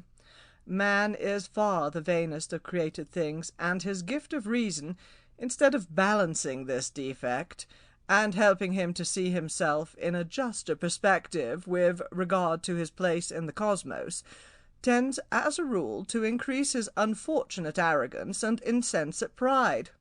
Rather than employ his wonderful wits to fathom and accept nature's law of life, he abuses his best gift, reason, and behaves in a way to put himself below lesser creatures that lack it. Nothing in the world that goes on 2 feet or 4 or 6, that swims, walks, or flies, is ridiculous and immodest, save only mankind, and everything that is unseemly and unworthy on earth arises from him alone. Yet he vaunts himself as a being supreme and in a category apart, for ever denying the one touch of nature that should make our whole world kin. Man, in fact, is far too pleased with himself and bogged in his inordinate vanity, fails to make the progress that nature has a right to expect from him. He is falling behind her timetable. He is loitering by the way to admire his own features in every pool. His values and opinions, his hopes and fears, his interests and activities are all far too elementary for his age. The Lavender Dragon gulped a gallon of cider and proceeded. And why has he not travelled further on his appointed road? The answer is a melancholy one. He has doubled back upon his own high water mark. His tides actually ebb rather than flow. The world contains evidence of a higher civilization and worthier humanity than exist in it at this moment, for man has fouled the lustral waters of his reason, and substituted for pure thinking and higher principles a degraded and reactionary rule of conduct, founded on superstition so gross that even a simple dragon like myself, coming to their examination with unbiased mind, stands aghast before such a retrograde era. It is summed up in an aphorism, my friend. Faith took the wrong turning. Faith, that vital principle of progress, instead of founding her veins upon the rock of reason and building on those mighty foundations laid by your ancient thinkers, sought otherwhere for her inspiration, set back the clock, and lost many centuries by so doing. How much more time your race will be content to squander, I cannot say. How many more generations of you will still grope in the night of superstition, and suffer it to discolour your thought and retard your progress, I know not. Only by persisting in your vanity, and by blinding yourselves and your children, can it be done. Your rights and wrongs are all your concern, never your obligations and errors. You are the most ungrateful of created things, and even that dim sense of gratitude, lying in hope of favours to come, and represented by early man's first prayer to beings greater than himself, even that was soon lost. Your religion, that might have been a fair and reasonable addition to life, became foul and more foul, because it sprang from fear instead of love, from suspicion instead of trust, and the poison that polluted its beginnings is with it yet. But given loyalty to the laws that made you, and reverence for the things you might become, rather than foolish pride in the things that you are, then the spectacle you present should lead to impatience instead of self-satisfaction, and create a great will and purpose to give reason a chance that you may learn whereto she is willing to lead you. Sir Jasper concealed a yawn, for these affairs did not interest him at all. He tried a sugared bean, but found it far too tough a matter for his teeth. "A few words more, and we'll proceed from theory to practice," said L.D. "I say, then, that if man but grasped how much he owed to nature, how little to his own ill-used gifts, he would be more disposed to humility, more inclined to develop his immense static possibilities in dynamic action. What you have done, and are still busily engaged in doing, is merely to postpone what you might do and should do. You shudder at the base instincts you discover in your neighbours. You blame your primitive ancestors for these savage survivals, but when distinction, altruism, and greatness appear, you give no praise to nature then. No, you praise your noble selves and take all the credit. But am I boring you?" "Far from it," replied Sir Jasper. "I hate conceit. We are vain popinjays, no doubt." "Possibly you do not live long enough to be otherwise," reflected the dragon. "Your lives are too brief to attain the long view and the balanced vision which I, for example, enjoy. You are still children for a quarter of existence, and often for the whole of it, but you will be more interested in the results of my discoveries. Briefly, our little community and township is the result. I began in quite a small way, with 6 old and disconsolate people who knew but too well their room was more wanted than their company. One by one I snapped them up and conveyed them hither. I explained my idea, and put it into practice by devoting myself to the pleasure and satisfaction of these lonely individuals. They supplied me with the names of others, and were in a position to assure me that I should wrong nobody by increasing my collection. They also declared that amid the superfluity of children I might, without causing inconvenience, help myself as generously as I pleased, and this fact gave me particular satisfaction, for it is the children I was after. Comparatively little can be done for the aged, and even middle-aged. but make them comfortable and fairly contented. Their minds are set, and they repose upon a body of fossil opinions, rather than seek the adventure of new ideas. But how different with youth! The present population of Dragonsville, save certain notable exceptions, was generally caught young, and the result has been that my theories, such as they are, win their opportunity. You must, of course, prove for yourself whether the results satisfy you. It is possible that you stand on other ground and mistrust reason, but be that as it may, you will please understand that this little experiment is conducted on lines of reason alone." "I saw a very nice church, however," murmured Sir Jasper. "It is a very nice church. I am coming to that," replied the dragon. "But first, a few more general precepts. Success has nearly always attended my transplantations. Men and women, removed from the anxieties and perils of modern civilization, soon find a new sense of security growing within them, and come to discover that the simplicity of this self-supporting state is worth the loss of much that the greater world can promise. For the greater world, as you may already be aware, promises so much and performs so little. The promisers are among the mighty of the earth, but the performers, for the most, go unrecognized and unrewarded. Here we do not promise much, yet surprise ourselves daily by the beauty of our modest achievement, and that without stifling the unconquerable spirit of hope, which enables humanity to keep going, in face of so many temptations to stop going. These temptations arise from man's own false values and acquired defects of superstition and selfishness, and that most dreadful of all disabilities known as patriotism. But without, I say, quenching hope, I yet seek to modify that illusory quality of the human mind, and re-establish it upon surer ground. The result is patience and a growing conviction that things won't happen because we want them to do so, or think that they should happen. The prayer to pray, Sir Jasper, is the prayer you can answer yourself, and the way to pray it is upon your feet, not your knees. This, however, shocks you. I see it in your face." "I am not sure that I understand," pleaded the knight. "You should do so, for it is your own rule and ordinance. You held me better dead this morning, but I am sure you did not pray for my destruction. You set out with sword and lance to compass it." "Let us not return to that," begged the other. "You may still think it best when you have heard and seen all. I am at your service, as you know, but hope— I was speaking of this great faculty. Hope may simply breed restlessness, and so destroy a man's present content and mar enjoyment of what he has for desire of what he has not. Again, hope, which after all is a sort of dreaming, may prevent a man from what he can do for thinking on what he would like to do. Your guilds illustrate this inconvenience, for I observe when wages interest the workman so much more than his work, that both work and wages suffer, to the disappointment of everybody concerned." "You cannot banish hope from the human heart," declared Sir Jasper.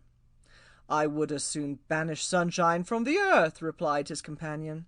"Hope is of the essence of progress.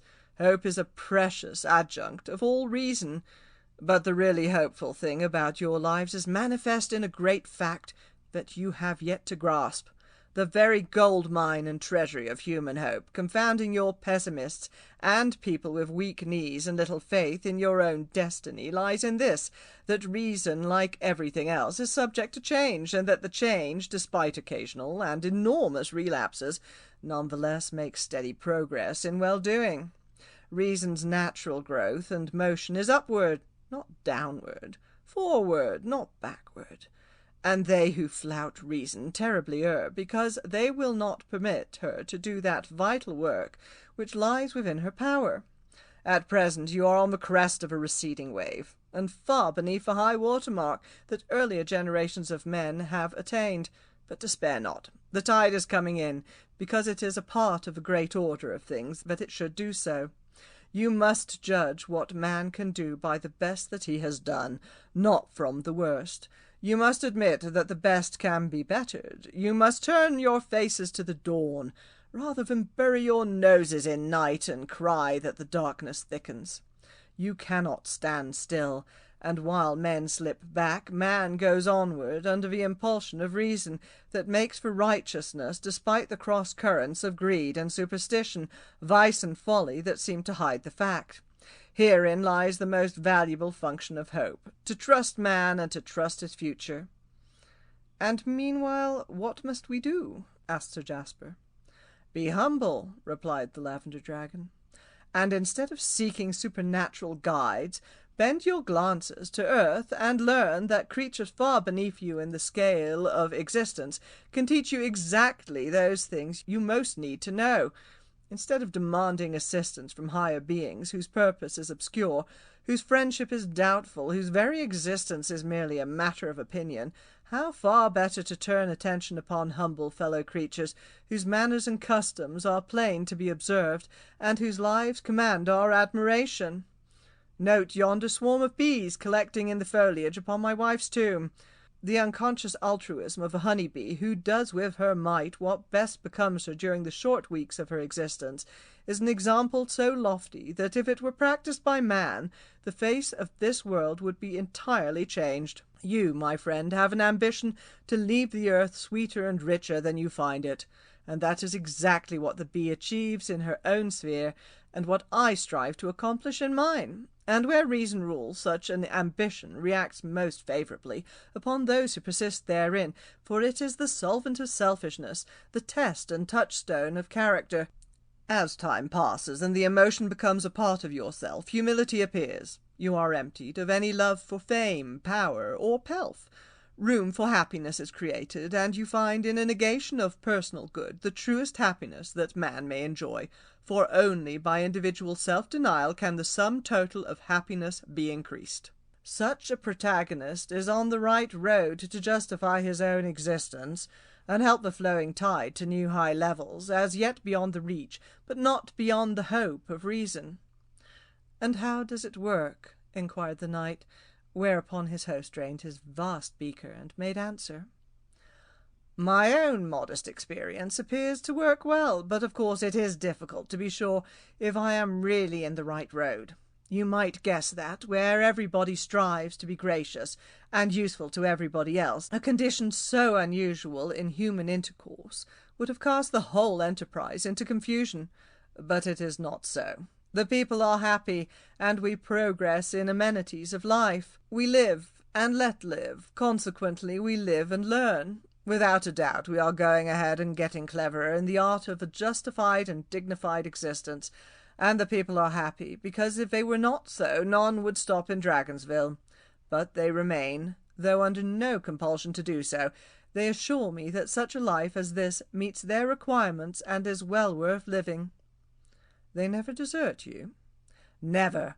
Hence, doubtless, the general suspicion at Pongley and many other places that I devour them. Once only did a very good man, a holy clerk, declare a desire to return to his grot in the hills. He was a minister of a Christian faith, and having failed to succeed and win his flock as a parish priest, became a hermit and communed in secret with his Maker, living meantime in a natural cavern upon the fruits of the earth. I snapped up Father Lazarus at his own matin prayers, brought him here, and talked to him as I have talked to you.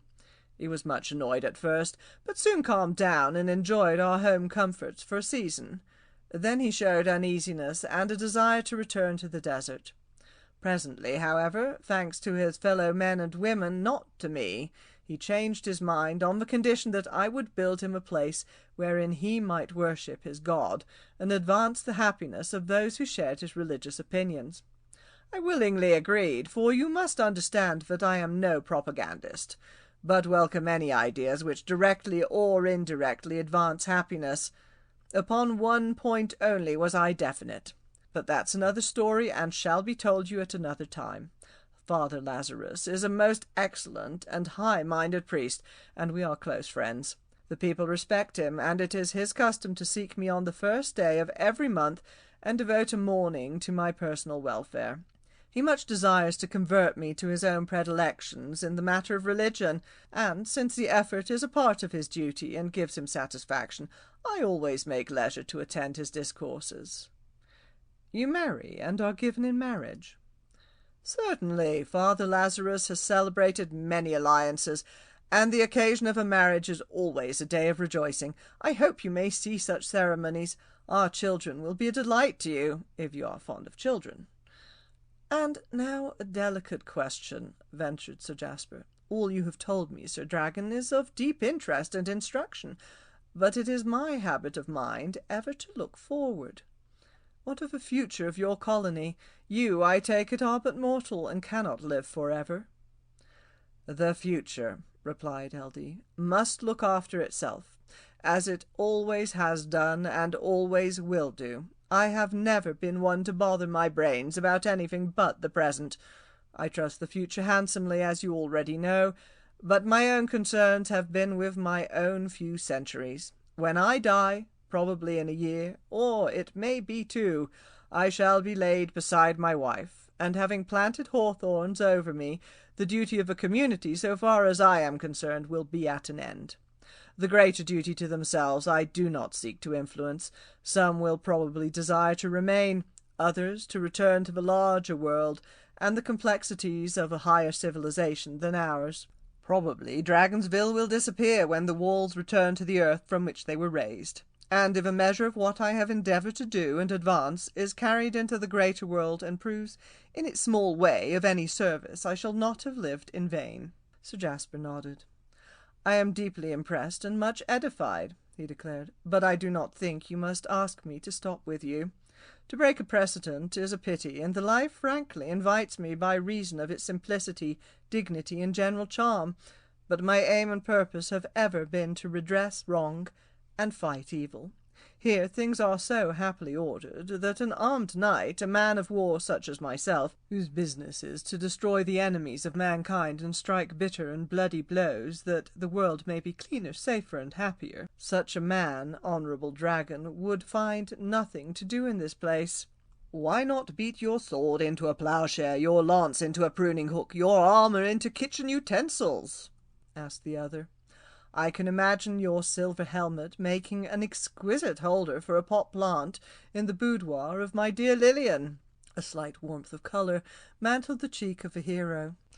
"You are not quite as ingenuous as you pretend, I fear," he answered. "Consult her," urged the Lavender Dragon. "You might do worse, for to her outward charm is united a very beautiful mind, and I have little doubt that in reality she comes of descent as long and noble as your own. Take occasion to have discourse with her before you decide. Speaking generally, your argument is capable of refutation, for the gift of skill in the field is not, I think, your sole claim to distinction. Given goodwill, the prime motive power of all progress, and a desire to help our body politic, a man of your high principles and exalted sentiments should not be at a loss even here.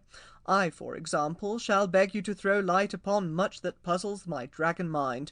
Today I have done all the talking, but think not that I cannot listen too. Many of my friends and neighbours have helped me vastly with their practical knowledge of your species, and the rising generation is not backward of still more valuable ideas. However, you are free to go when you please, but I should think it courteous and considerate if you would undertake to stay a month with us." "That I will gladly do," replied his guest. "There is, however, one privilege I would beg. My squire, George Pipkin, must be suffering the extremity of grief on my account, and he will, not unnaturally, fear for me a very different fate than this I now enjoy. Is it within your power, think you, to unite us? I may tell you that he will certainly seek me, and push his way, sooner or later, to your outer walls. If on reaching them he might be admitted into this happy land, I should thank you heartily." "I will bring him myself," promised the Lavender Dragon. "A man so faithful and of such devotion to his master is worthy of all respect." Sir Jasper sighed and reviewed his tremendous experience. "What the world would think of me I cannot guess," he said. "What the world thinks of us is of prodigious unimportance, my friend," replied the Saurian. "The only thing that really matters is what we think of ourselves. In nothing is reason so flouted as in our ridiculous self-estimates, but when we suffer her to help us read our own hearts, and judge the real worth of our own abilities and ambitions, then we shall begin to know what moral progress may mean." End of chapter 6.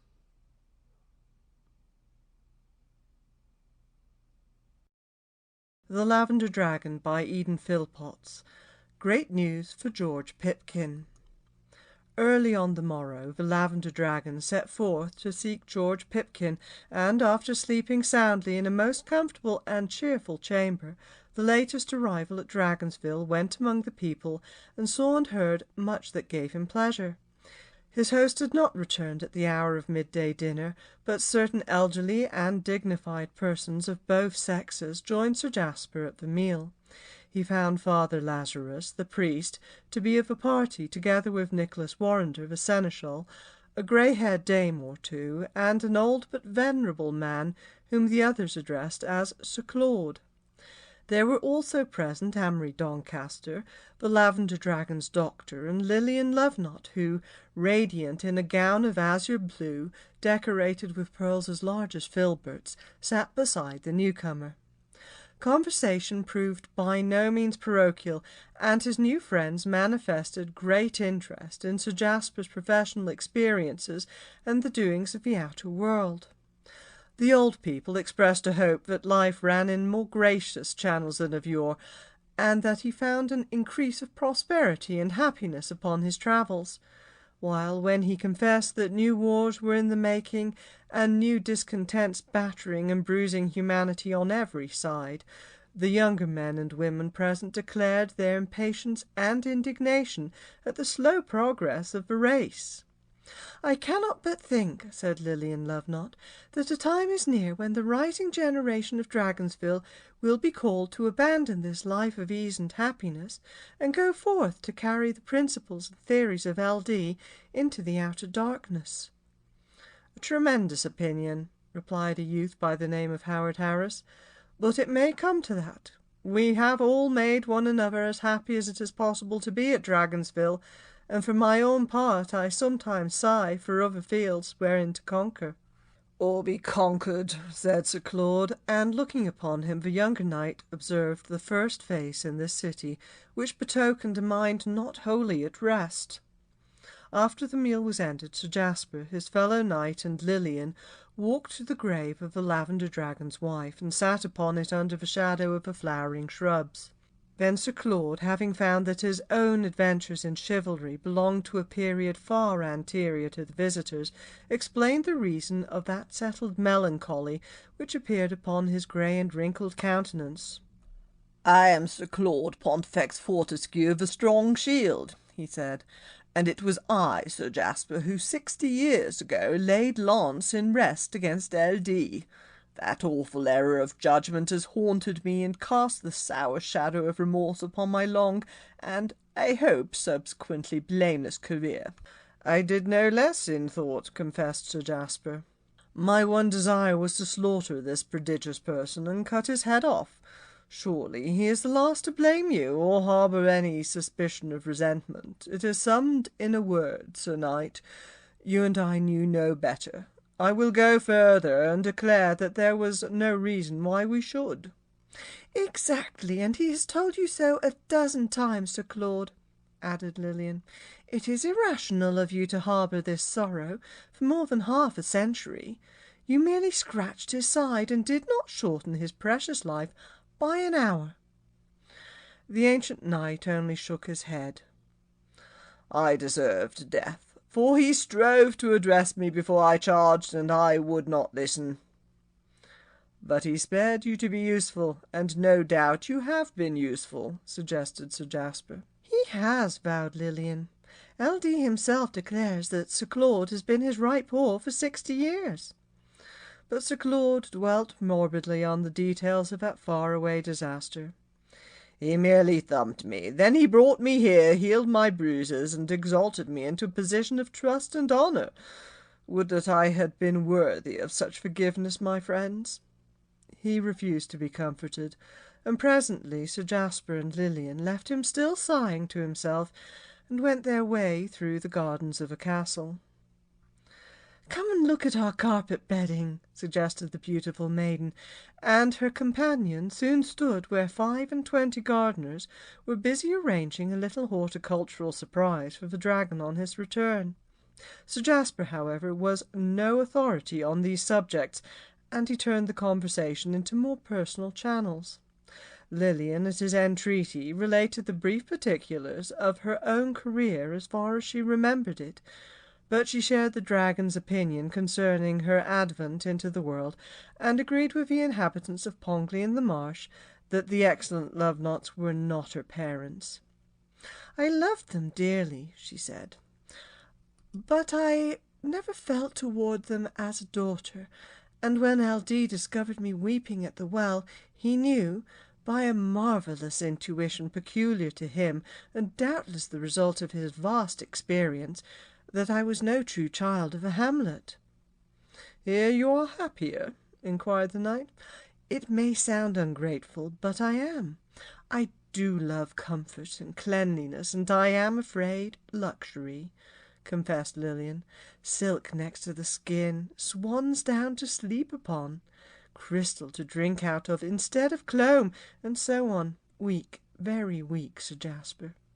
"Doubtless the blood in your veins demands these modest additions to life," he declared. "There can be no sort of doubt that the fairies, after their somewhat malicious custom, played a trick upon your foster-mother and your real one, and now the daughter of the Lovenots probably occupies a position of high estate, and has usurped your connections and your lawful style and title."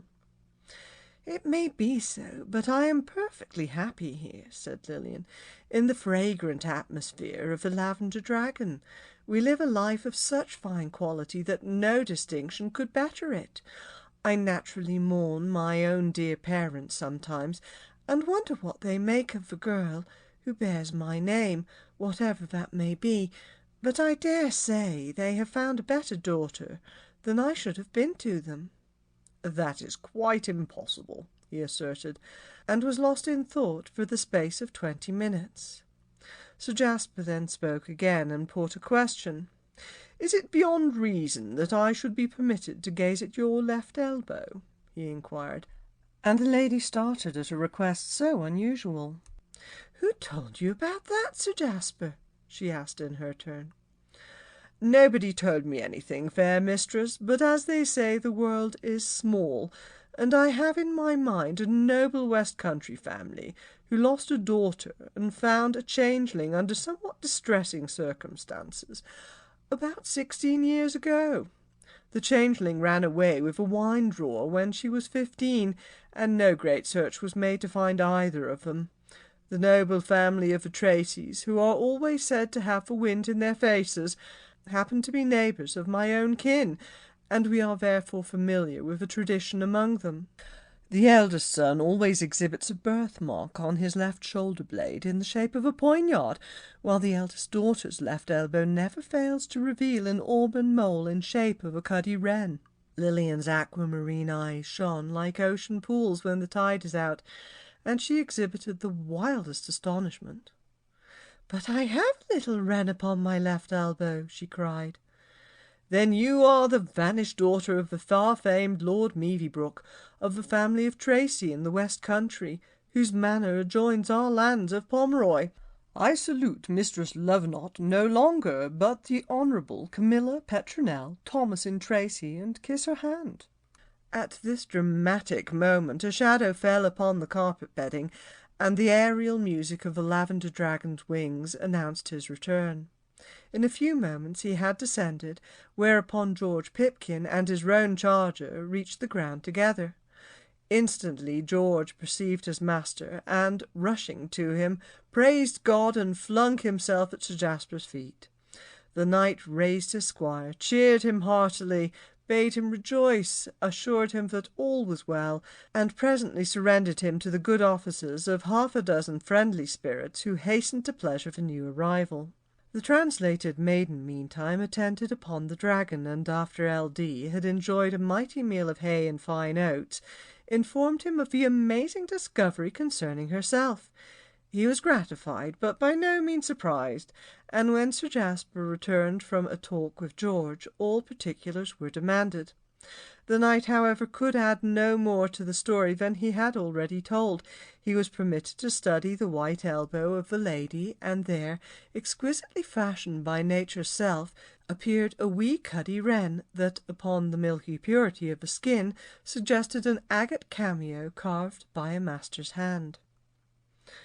"One takes these happenings in a large spirit," said the dragon. "I am well pleased to have my intuition proved correct, and for the moment only a single thought occurs to me. We have now a choice of 3 names for Mistress Tracy, and what I want to know is this. Does she desire that we call her henceforth Camilla Petronell or Thomasin?" The girl looked at Sir Jasper and smiled so radiantly that a mavis on a bough burst into music and added certain notes to his repertory that have been in every greybird's song since then. "It is Sir Jasper, after my gossips, who has given me these pleasant names," she said. "He shall, therefore, determine by which I must henceforth be addressed." "Let L.D. choose," begged the knight, but the dragon declined. "Then let it be Camilla on Sundays, and Petronell through the week, save upon Fridays, when she shall be called Thomasin." It was decided so, and in high good humour the Lavender Dragon retired to sleep, and the knight and the lady were again left in each other's company. Strange emotions already agitated Sir Jasper, and he found in his mind a new sensation, which left him a little bemused. Bittersweet undercurrents of thought possessed him, and led to some slight loss of manners, for so occupied was he with his own reflections that more than once he forgot to reply when Petronell questioned him, and thrice he permitted himself to gaze upon her with a direct glare of his blue eyes that cast her into maidenly confusion. For these lapses he apologized in stumbling words, and he had no sooner done so when he committed the like errors again. Anon she left him and walked pensively to the castle, while he returned to George. Pipkin was now well fed, and had changed his travel-stained jerkin of leather and oft-mended boots for a murrey-coloured velvet tunic and small clothes of orange tawny laced with black. He had entirely recovered from the shock of the morning, and having related how the dragon had snapped him as he was about to plunge into the woods of Blore, he dismissed the subject and declared his great satisfaction at the turn of events. "I have never had such a fuss made about me since I was short-coated," declared the squire, "and I am well content to enjoy a long respite and rest from our tedious life among these delightful people. May I venture to hope, Sir Jasper, that you design to remain here at least until the autumn?" But his master thought differently. "This is no place for us, George," he replied. "A month I have undertaken to remain, that I may study a society from which we can both learn much to our profit.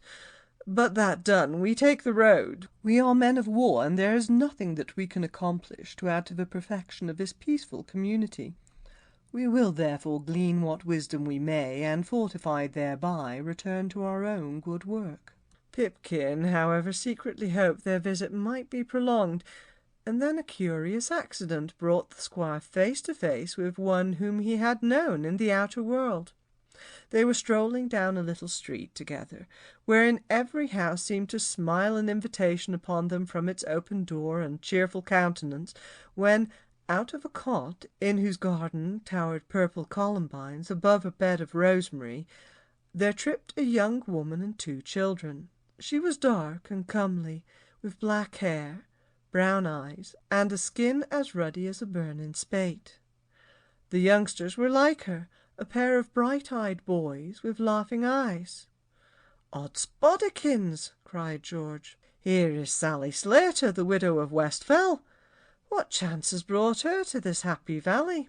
The woman's eyes now fell on George, and she recognized him. "'Tis Master Pipkin!" she cried. "By Our Lady, I command you to tell me how you came hither," demanded George, and Sally Slater related her strange story. "You must know that after my husband died, I took care of his old mother, and on a day when I made for her a brew of lentils, herbs, and milk, an awful fate befell me.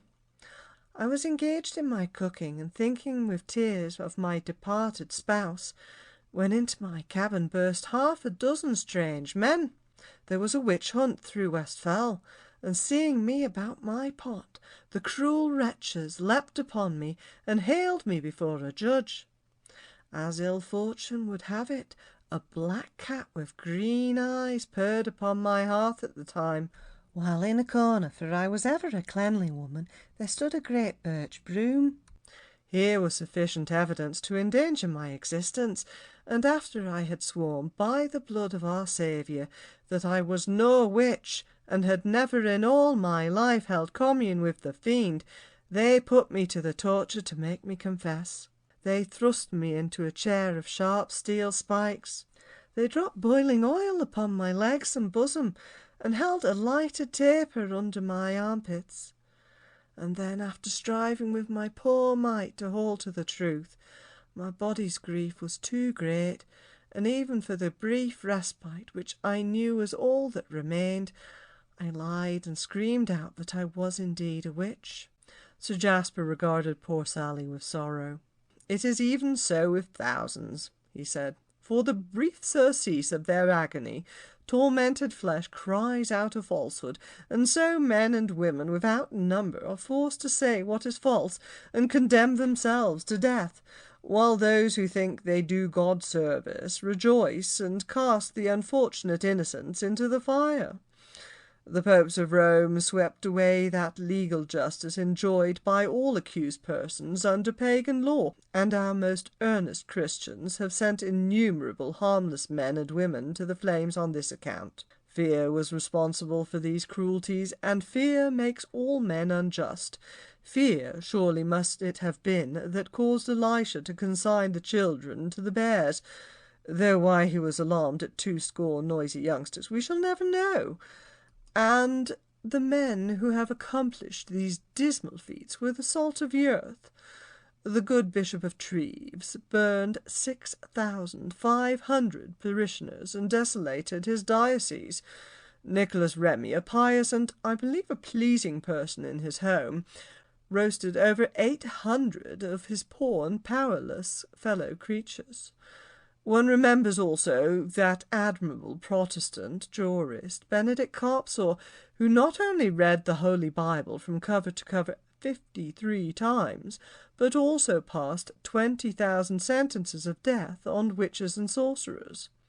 "Did no ghosts ever haunt or distract these accursed wretches?" cried George Pipkin. "Certainly not," replied the knight. "They pass to their eternal reward with the blessing and applause of all men, and in consciousness of lives nobly spent on their Maker's business. In the case of Remy aforesaid, however, it is reported that he was unhappy on his deathbed because, in a moment of human weakness, he had only scourged certain young children naked round the pyres whereon their parents were burning, instead of casting them into the flames also. His conscience pricked him sharply in that matter at the end, for it is well known, and Mother Church is clear upon the subject, that the children of witches have the devil for their sire and should never be spared the stake." "And how come you and your brave boys to be alive, Sally?" inquired George. "Thanks entirely to L.D.," replied the young widow. "By the will of God he was passing Westfell when I went to the faggots, and scarcely had they been ignited before he came to earth, sent the people flying in every direction, and bore me away. Nor did his mercy end with my rescue. As soon as we had landed here, and I learned the truth of him, my mother's heart cried for my children. I explained that they would certainly be burned alive after our departure,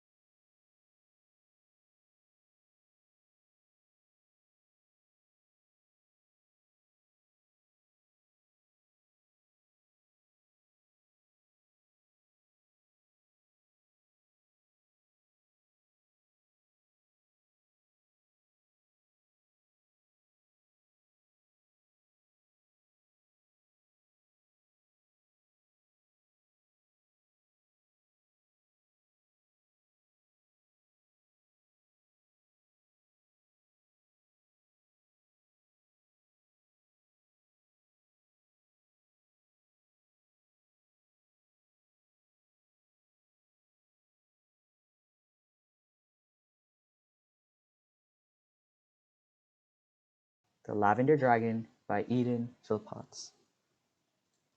3 songs and a story.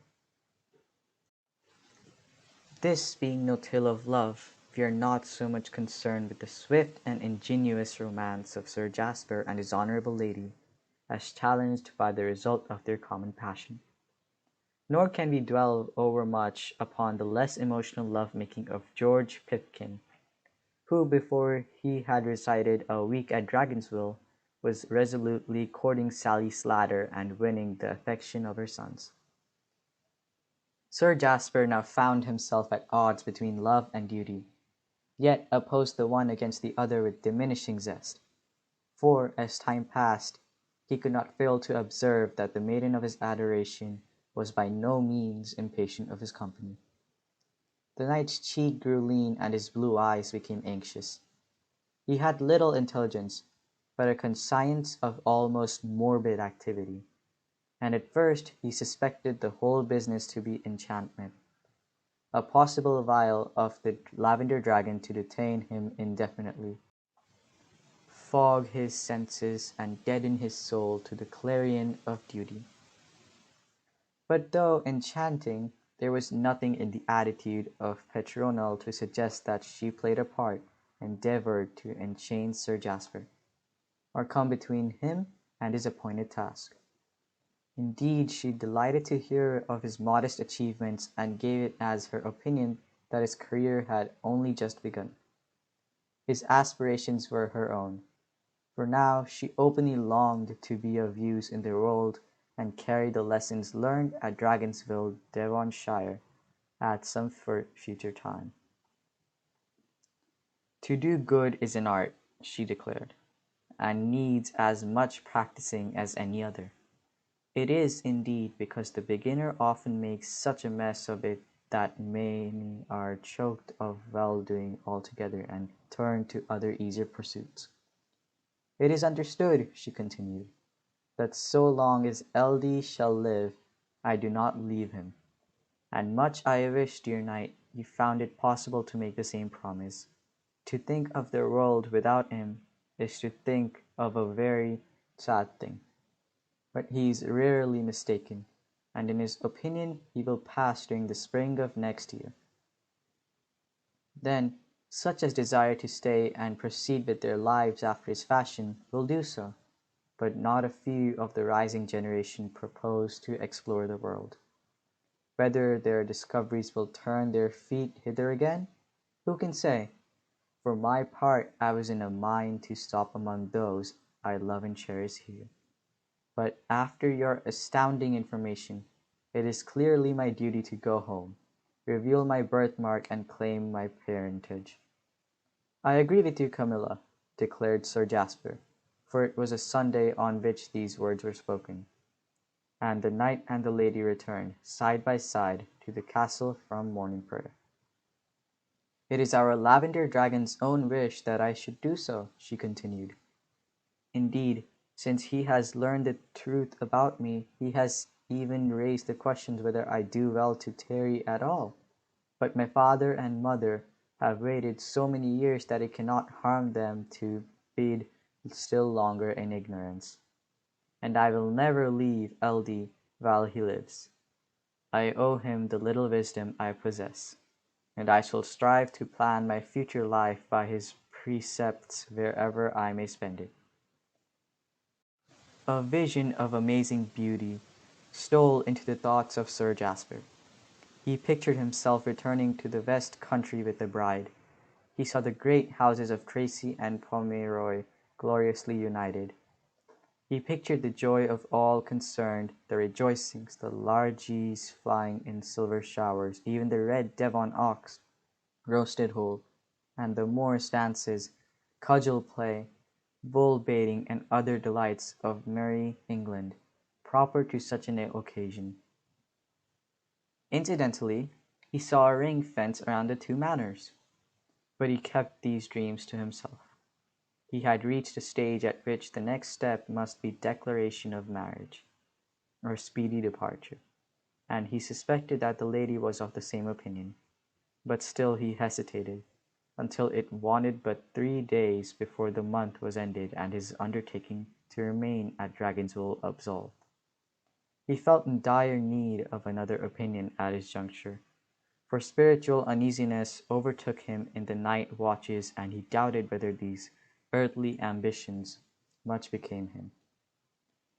To consult George Pipkin was idle. The squire had already become affianced to Sully Slatter, and the folk congratulated both man and woman. For George, a resourceful person and quick to respond to friendship, became a favourite from the first. He knew Sir Jasper's plight was very well indeed, for his master could not conceal it.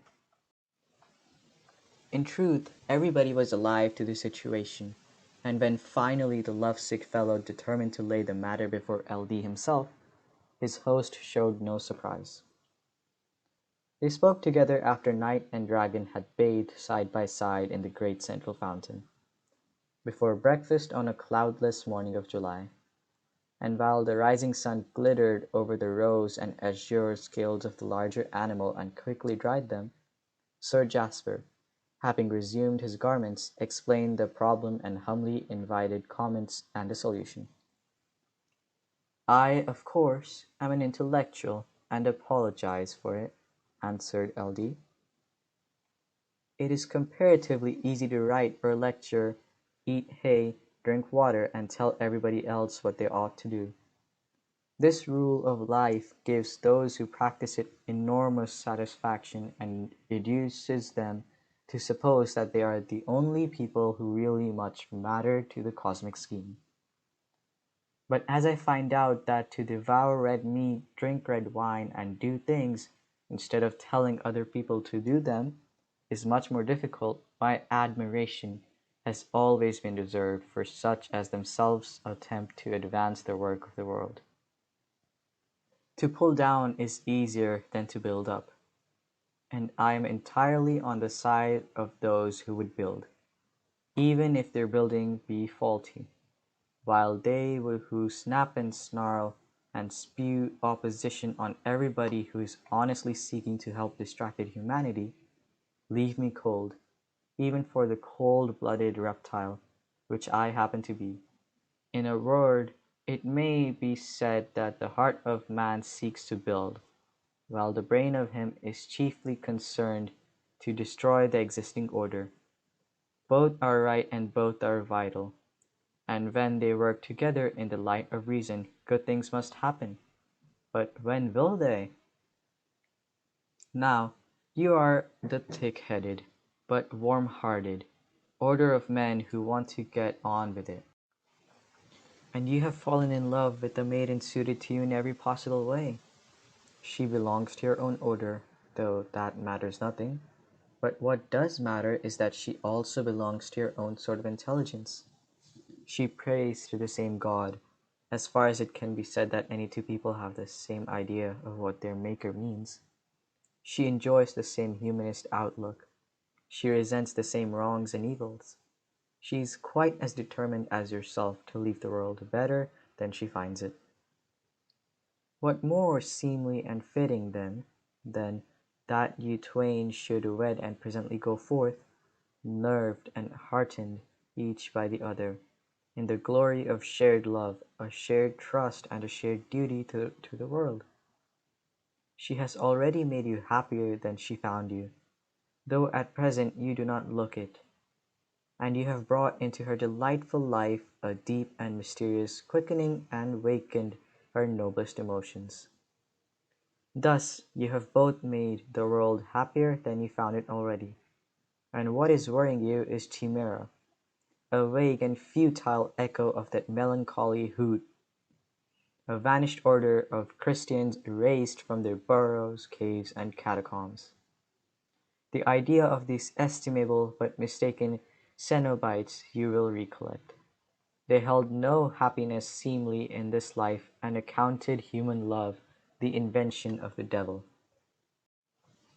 They did their best to depopulate the earth, but their claim and clamor were alike unavailing in the face of nature. And today we all, I think, admit that it is very seemly and blessed thing for a healthy man to marry the right woman and to take a hand in the next generation. But that is a subject not likely to interest you for the moment. Therefore, place your heart at Petronel's feet, and if she prove willing to pick it up, wed her, stay with me, and she intends to do, until I go underground, somewhere about the breaking of the leaf next year, and then seek your relations together, and go on doing your duty to the best of your united powers. You have greatly heartened me, my noble friend, answered Sir Jasper. It is almost beyond the dreams of ambition that such a maiden can stoop to such a man. But I will, at least, summon courage to approach her.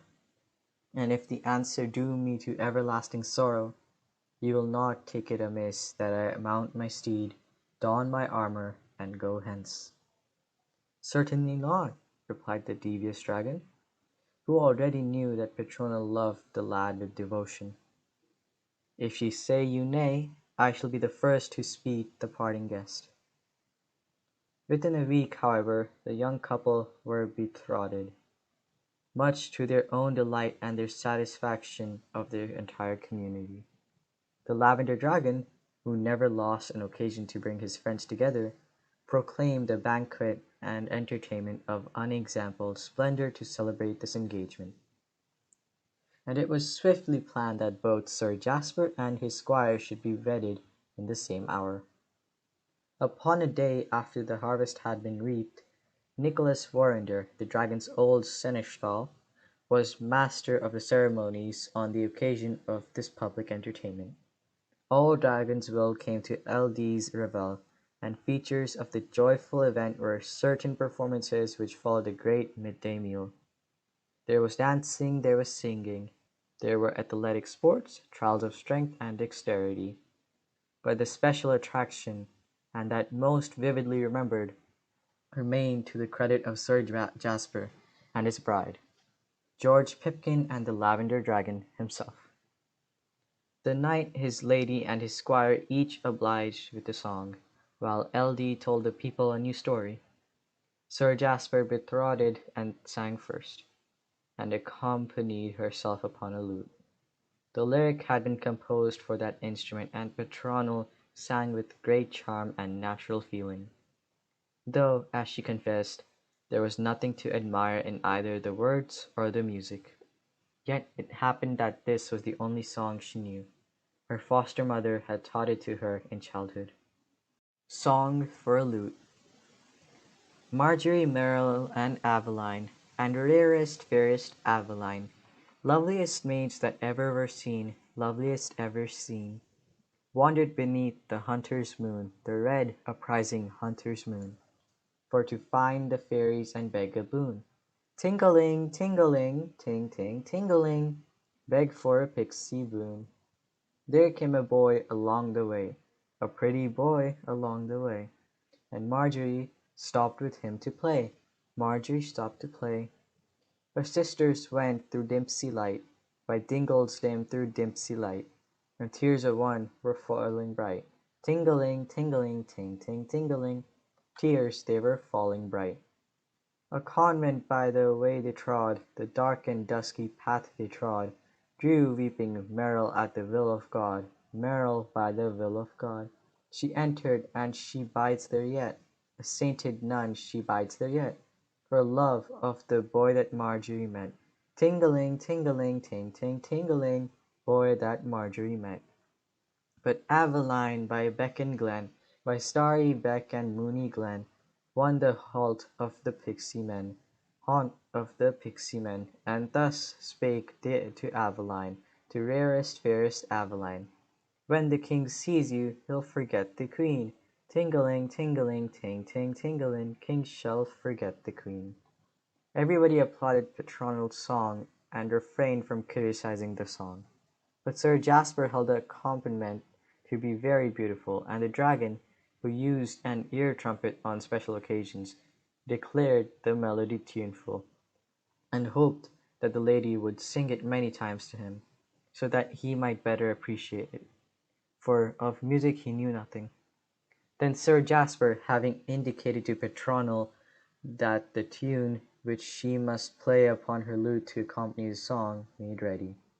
"I will give you the charm," he said, "and though it is long since I had occasion to sing and I am much out of practice, I will do my best." He proceeded in a not unmusical baritone. THE CHARM.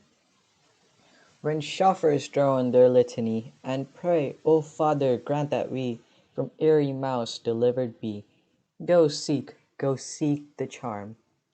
Under the sky when a star shoots, beneath an oak when owlet hoots, gather ye simples, dig your roots, to build the charm. That glassy ghost upon a thorn, the raiment of a snake outworn, must backward through the dark be borne, to feed the charm. A glowworm, she whose gentle light glimmers green gold upon the night, besides yon churchyard aconite, shall help the charm. One willow from cradle take, where a boy baby lies awake, and splinters off a coffin break, to fortify the charm. A tarnished silver chalice spring, dead gossips gave at christening, and dipped the moonlight for a spring, to crown the charm. This much God wot a child might do, yet all must fail if haply you lack a child's faith, so trusting, true, to bless the charm. Many dispelled of high degree, and fruitful a happiness we see, all lost for fate to set them free, and work the charm. "An excellent song with an excellent moral," declared Nicholas Warrender, "but rather monotonous." "That is my fault," confessed Sir Jasper. "If I had sung it better, I think that you would have liked it better." "Or if I had played it better," added the musician. Then spoke Sally Slatter, who was going to marry Master Pipkin. "If you please, dear Eldie, I don't think you will like George's song, and it may be better if he is silent." "Why, Sally?" asked the dragon kindly. "I do not think that George would sing anything unfit for our ears." "That's just what he is going to do," declared Sally, whose face was red and whose eyes were anxious. "Explain before you proceed, George," suggested Sir Jasper. "It is like this," said the squire. "I'm not wishful to sing if none is wishful to hear. To be honest, the song is about a louse, and why not?" "There's not a louse in Dragonville," declared Seneschal with conviction. "Nevertheless, there are many elsewhere," replied George, "and God made them for his own dark purposes." The dragon spoke. "Numerous creatures are quite familiar to us," he said, "and not a few seek the hospitality of our homes and persons, whether we cold shoulder them or no. They have their own methods of circumventing our hostility, and the black beetle persists from generation to generation. The rat survives with a determined resistance, despite all that we do against him. The wolf still makes shift to rear his family and trouble our shepherds, while many lesser things cling closer to a brother, and will not be denied. Let us by all means pursue our warfare against them, but let us be just to our enemies, and if some human poet has struck his lyre to the bawdy louse, that is his affair. I see no objection to hearing what he has to say upon the subject with an open mind." Thus encouraged, George stood forth, but Petronel did not offer to accompany him. "The song is in two parts, if you please," explained Pipkin. "The first part is the louse talking to his maker." He then sang these words in a deep and sonorous bass, which the dragon had no difficulty in hearing. A chat. "Pediculus, Almighty One, I grieve to find that in your everlasting nous, for reasons hidden from my mind, your servant you have made a louse. It was your parasitic whim all creatures that on earth do dwell, whether they walk or fly or swim, should each one give some brother hell. From royal lion to agile flea, your all-embracing scheme was laid from genus homo down to me. The case is thus, I am afraid, but man's the super-louse of earth. He crawls its face, deflowers, defames, devours, destroys, brings a rapine, dearth, deliriums, and deaths and shames. So what were meaner, viler, worse than my hard fate? A louse of lice, O Father of the universe, it isn't nice, it isn't nice. The singer here broke off and addressed the Lavender Dragon. He felt conscious that the audience was against him.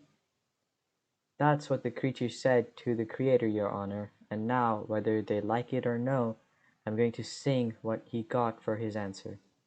Certainly, George. One side is only good till we hear the other, answered L.D. courteously, and Pipkin finished thus. Omnipotence. My humble friend, take heart of grace, there's many a miracle of mine, compared with which your homely race may honestly be shed to shine.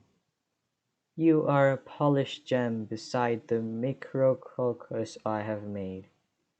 Your shapely stature, easy stride, put Baculus quite in the shade. But they and you, and such small fry of matter fashioned to assail humanity, stand fairly high in your Creator's social scale. My masterpiece and prime device, my highest flight and true top hole, of loathsome horror are the lice I send to bite the human soul. Could them you see, your heart would freeze, such loathly spectacles to view. Be of good cheer, compared with these, a little gentleman are you. There was an ominous silence and nobody applauded. I told you they'd hate it, said Sally. A painful theme, George, declared the dragon. Nevertheless, I am glad to have heard the song. There is truth in it, but like so many other true things, you might write the words from George's dictation, patronal, then I will consider them in private. Do not, however, sing it again. Sally will teach you some sunnier ditties. Your voice is admirable. After further conversation upon this subject, during which George found the sense of the company against him and learned, to his confusion, from Father Lazarus, that his performance approached, if it did not actually attain blasphemy, the seneschal called for silence and the dragon made a few remarks before telling his story. As you know, he said, all my stories have a moral, but the story that dares to convey a moral must be extra good, or young people naturally scorn it, and grow-up people decline to hear it. A time is fast coming when no story will be permitted any moral whatever, and those who attempted stories with morals will be derided of their pains. But I belong to the old guard in this matter, and the adventure of a mighty monarch I am now about to relate cannot be denied its conclusions. Understand, however, that I do not draw them. I leave them entirely to the listener, who shall apply or ignore them as he may prefer. The dragon then told his tale, slowly and solemnly. He was himself so impressed by its moral implications that he quite failed to see the funny side, or if he did see it, he pretended not to do so. Sesostris. This was the name given by the Greeks to that very distinguished king of Egypt, more generally known as Ramses II, and I shall tell you a pleasing incident in his career, which reveals this great man to have possessed an element of common sense rarely met with among early potentates, who possessed supreme power and held life and death in their hands. Sesostris enjoyed a plenitude of might and glory sufficient to turn the head of any lesser king. Nor did he deny himself a certain amount of barbaric license, or decline to accept what passed for pleasure in those remote times. For example, consider the chariot that he used upon great occasions of state, and, what is still more wonderful to tell, the animals that drew it. The vehicle itself was constructed of gold and ivory, and composed entirely of the fruits won from victorious invasions. It had been encrusted with magnificent gems, ruby, sapphire, and diamond, and cunningly wrought to flash its splendor even on a dull day. Sesostris himself drove his coach and four, and he never failed to attract a multitude of shouting admirers. For not horse or ass, zebu or zebra, ostrich or camelopard drew him, for captive kings strained at the harness. And though Sesostris swung and cracked a formidable whip behind these fallen rulers, in justice to a great man we record that he never touched his team with it. Such an equipage was not contrived for speed, but arrogant pomp alone. Never the steers in all their courses had witnessed any such tremendous sight as these royal slaves dragging Sesostris by the streets of Thebes or Luxor. Tyrants were they, made prisoners in war, and even their own old subjects would sometimes travel to see this astounding turnout, and tremble to witness their monarchs transformed into beasts of burden. Of these four rulers condemned to this appalling penalty for unsuccess, one was a Syrian of ripe age. He occupied the near-off position, and upon occasion when Sesostris proceeded to offer sacrifice for a good Nile at the temple of Apis, the royal driver observed his chieftain and cast repeated back glances of extraordinary interest and awe at the golden wheel of the chariot immediately behind him. "O king," inquired Sesostris, pulling up, "do you find anything amiss?" "Not so, glory of the earth and life of your people," answered the Syrian humbly. "Then what are you staring at?" asked the ruler of Egypt. "Sire," replied the elder, "it happens that we may live a great part of our lives with some familiar, necessary object, and then suddenly, at chance prompting of the intellect or flash of intuition, perceive in the everyday thing a fresh meaning and added significance that lifts our homely invention to new and notable seriousness, if not solemnity. There is nothing in the last solemn about a chariot wheel, though, seeing that the spokes were fashioned out of tusks of your late herd of white elephants. They doubtless turn your thoughts to gravity, replied Sesostris. They do indeed, confessed the royal slave, but it is the operation rather than construction of these ivory spokes that give me my great thought. Herein I find a parable of enormous significance, and only wonder how the mightiest brain on the earth at this moment has failed to note it. You refer to me, no doubt, replied Sesostris, and you may rest assured that I have not missed the meaning of the wheel in our affairs. Surely the wheel of the potter and the wheel of the vehicle are landmarks in all human history. There is even more than that I have discerned, answered the Syrian. For behold, as the wheel turns round, how the spoke now nighest earth slowly ascends until it is above all the other spokes, and pointing heavenwards. But even in the moment of its highest ascension, steadily and certainly, as the wheel becomes full of circle, it sinks and sinks until it is upon the earth again, while another has taken its pride of place aloft. O glory of the universe and topmost spoke in the wheel of the children of men! Does not this formidable spectacle appall your heart and chill the purple blood in your most honorable veins? Doubtless a lesser man might have resented such a sermon at such a time and commanded the preacher to lay hold and get on with his task. But Sesostris, if his mind was not of that majestic dimension his oriental flatterer pretended, had none the less a very keen wit, and the parable was well calculated to challenge his practical wisdom and sense of reality. For a moment he remained silent, weighing the measure of the things spoken, and then, with a certain impulsive and honest habit of mind peculiar to him, he spoke. Hear us, my people, and you, our steeds, also give ear. The thing that this learned tyrant of the East has imparted to us, we find to be rich with great meaning, and since the grass is never allowed to grow beneath our royal feet, we determine from this moment to change our mode of traction, and travel henceforth in a manner more fitted to human reason and kingly decorum. Greater is that monarch who walks afoot than he who subjects any fellow man to the indignity of the shaft.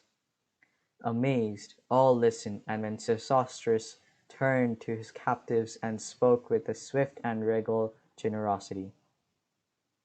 "Kings," said he, "we had permitted ourselves to overlook the way of fate and the immutable vicissitude of every human lot. This grey-haired Syrian is exceedingly right, even though he has proved us to be exceedingly wrong. Depart in peace, free men, all four of you.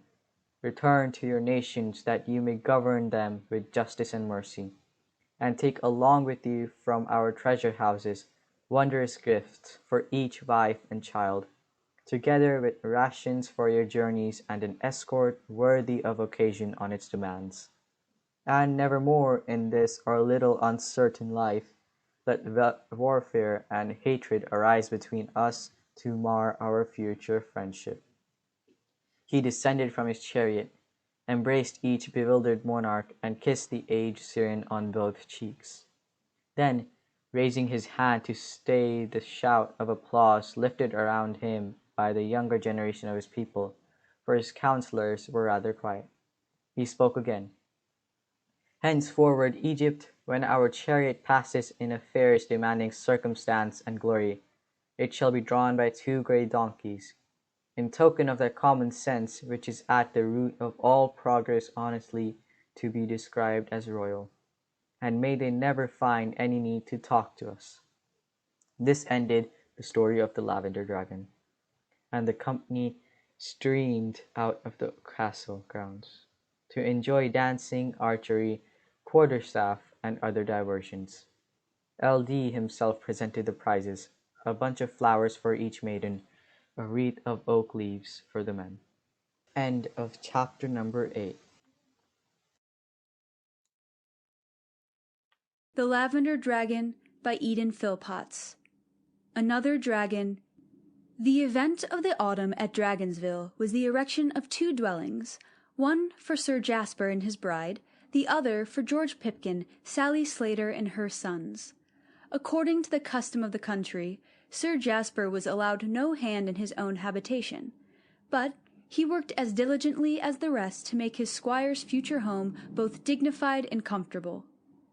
Petronelle, too, lent her aid, and when the walls were raised she painted beautiful pictures inside them, while upon a knoll hard by, overlooking the river, George Pipkin and 100 willing workers erected a considerable villa for the knight and his lady.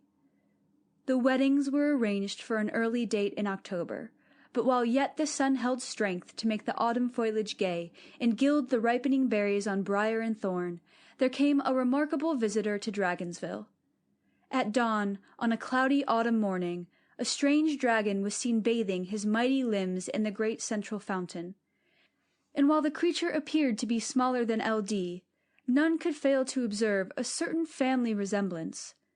The veteran of Dragonsville was now faded by many tones from his adult splendor, though like a weathered cliff face or ancient building, he had taken on the livery of age, and his rose and lavender were only dimmed to a gracious tenderness.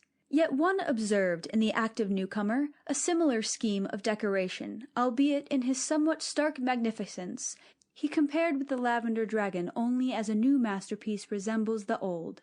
L.D. was still asleep when the discovery stirred his people, but Nicholas Warrender and Sir Claude Fortescue hastened to his couch with the extraordinary news, and though gouty and suffering some acute rheumatism in his left pinion, the dragon rose, looked out of the window, stared with increasing amazement, and then left the castle and strode out to accost the traveller. It is to be noticed that the inherent suspicion planted in man against these creatures persisted, for at sight of an unknown dragon, the people had fled to their homes and were now peeping from upper casements and dormer windows to see what would come of this invasion. Those of faint heart already turned pale and feared the worst, for, they whispered, if this young and many-toothed dragon falls upon LD, the issue is determined. But other parties took a different view. Some, the Senecal and the elders amongst them, believed that LD would prevail with fair speech and possibly make a swift convert of the stranger, even if his natural instincts inclined him to the immemorial rule of his kind. Sir Claude, ever a pessimist, thought not. Others expected a grave disturbance, but believed that given the forces of Dragonsville behind him, LD would deal faithfully with his young relation, if indeed a relation he proved to be. Of this company were Sir Jasper and George Pipkin. Indeed, the knight hastily donned his armour and rescued his helmet, which had lately been employed as a workbox for Petronel's embroideries, while the squire ran to bring in his own steed in the piebald charger of his master. Both animals were far too fat, and George felt ashamed of their circular outlines as he led them under the castle walls. But there was no pitched battle, or any sort of disturbance. While the populace awaited with profound anxiety the coming event, LD approached his visitor, and though their gigantic preliminary embrace woke screams of terror from the fearful, it was clearly a matter of courtesy alone, for after the huge creatures became again disentangled, they walked up and down side by side in deep and not unfriendly converse. Clearly they argued a difficult problem, and presently they stopped and sat down together.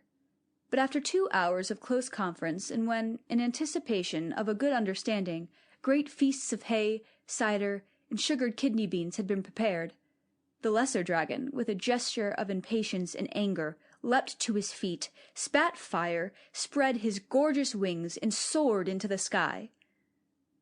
A sensation of relief swept the beholders, but before they had time to surround their friend and learn particulars, he too opened glimmering veins and, despite his rheumatism, flew heavily after the other. Like twin clouds of rosy gold they swept eastward towards the risen sun and were soon lost to view. Nor did LD return at nightfall, and many uneasy spirits slept not for thinking about this doubtful event. The Senecal and those who knew the master best judged that he had not prevailed with his kinsman, and followed him in order to do so. But some dreaded a more sinister sequel to the incident, and even suspected that the dragons were gone to fight beyond the reach of any interference. In the morning LD had not returned, and as day followed day, anxiety increased and despair awakened. A week passed, and every face was dark, every heart heavy. The life of Dragonsville appeared to be suspended, and the people, slighting good advice to go on with their work and trust Providence, wandered together in melancholy knots about the streets and public places, while every neck ached with straining backwards, and every eye sickened at the sight of the empty sky. Father Lazarus did what he might, and other leaders of opinion strove to say the word in season and keep hope alive. But all suffered severely, and all were gratified when Sir Jasper and George Pipkin prepared to start eastward upon an expedition of search and succour. Everybody applauded their resolve save Sir Claude Fortescue, who declared they should have started far sooner to be of service. The morning for their departure had actually dawned, and they were preparing to leave Dragonsville by its Orient gate, when the Lavender Dragon came home alone. A sharp-eyed son of Sally Slater was the first to see him, and when the lad pointed to a tiny speck in the sky and yelled his glad discovery, others cuffed his ears for daring to waken hope. But he had seen truly. The speck darkened, then brightened, and in half an hour the Lavender Dragon, flying very slowly, sank amidst his people worn out and much dejected. They hastened round him, Dr. Doncaster leading the way. His patient was very lame and so feverish that the physician shook his head. The dragon returned to his castle, ate a meal of clover hay, drank a hogshead of spring water, and then addressed his friends. "I have endured a bitter disappointment," he began. "In this younger being of my own race with whom I have fruitlessly spent the last week, I recognized a relation. He is, in fact, my nephew, and after seeing him upon my own territory, great hopes arose in me. I hastened to him, as you will remember, greeted him with large friendship, and made him as welcome as I knew how. He had flown all night and was very hungry. He imagined that you dear people were my slaves, a sort of living larder from which I helped myself as appetite demanded. He declared himself to be starving, and his first request was that I might send to him a dozen of the fat, prosperous children he had seen scampering from him on his arrival.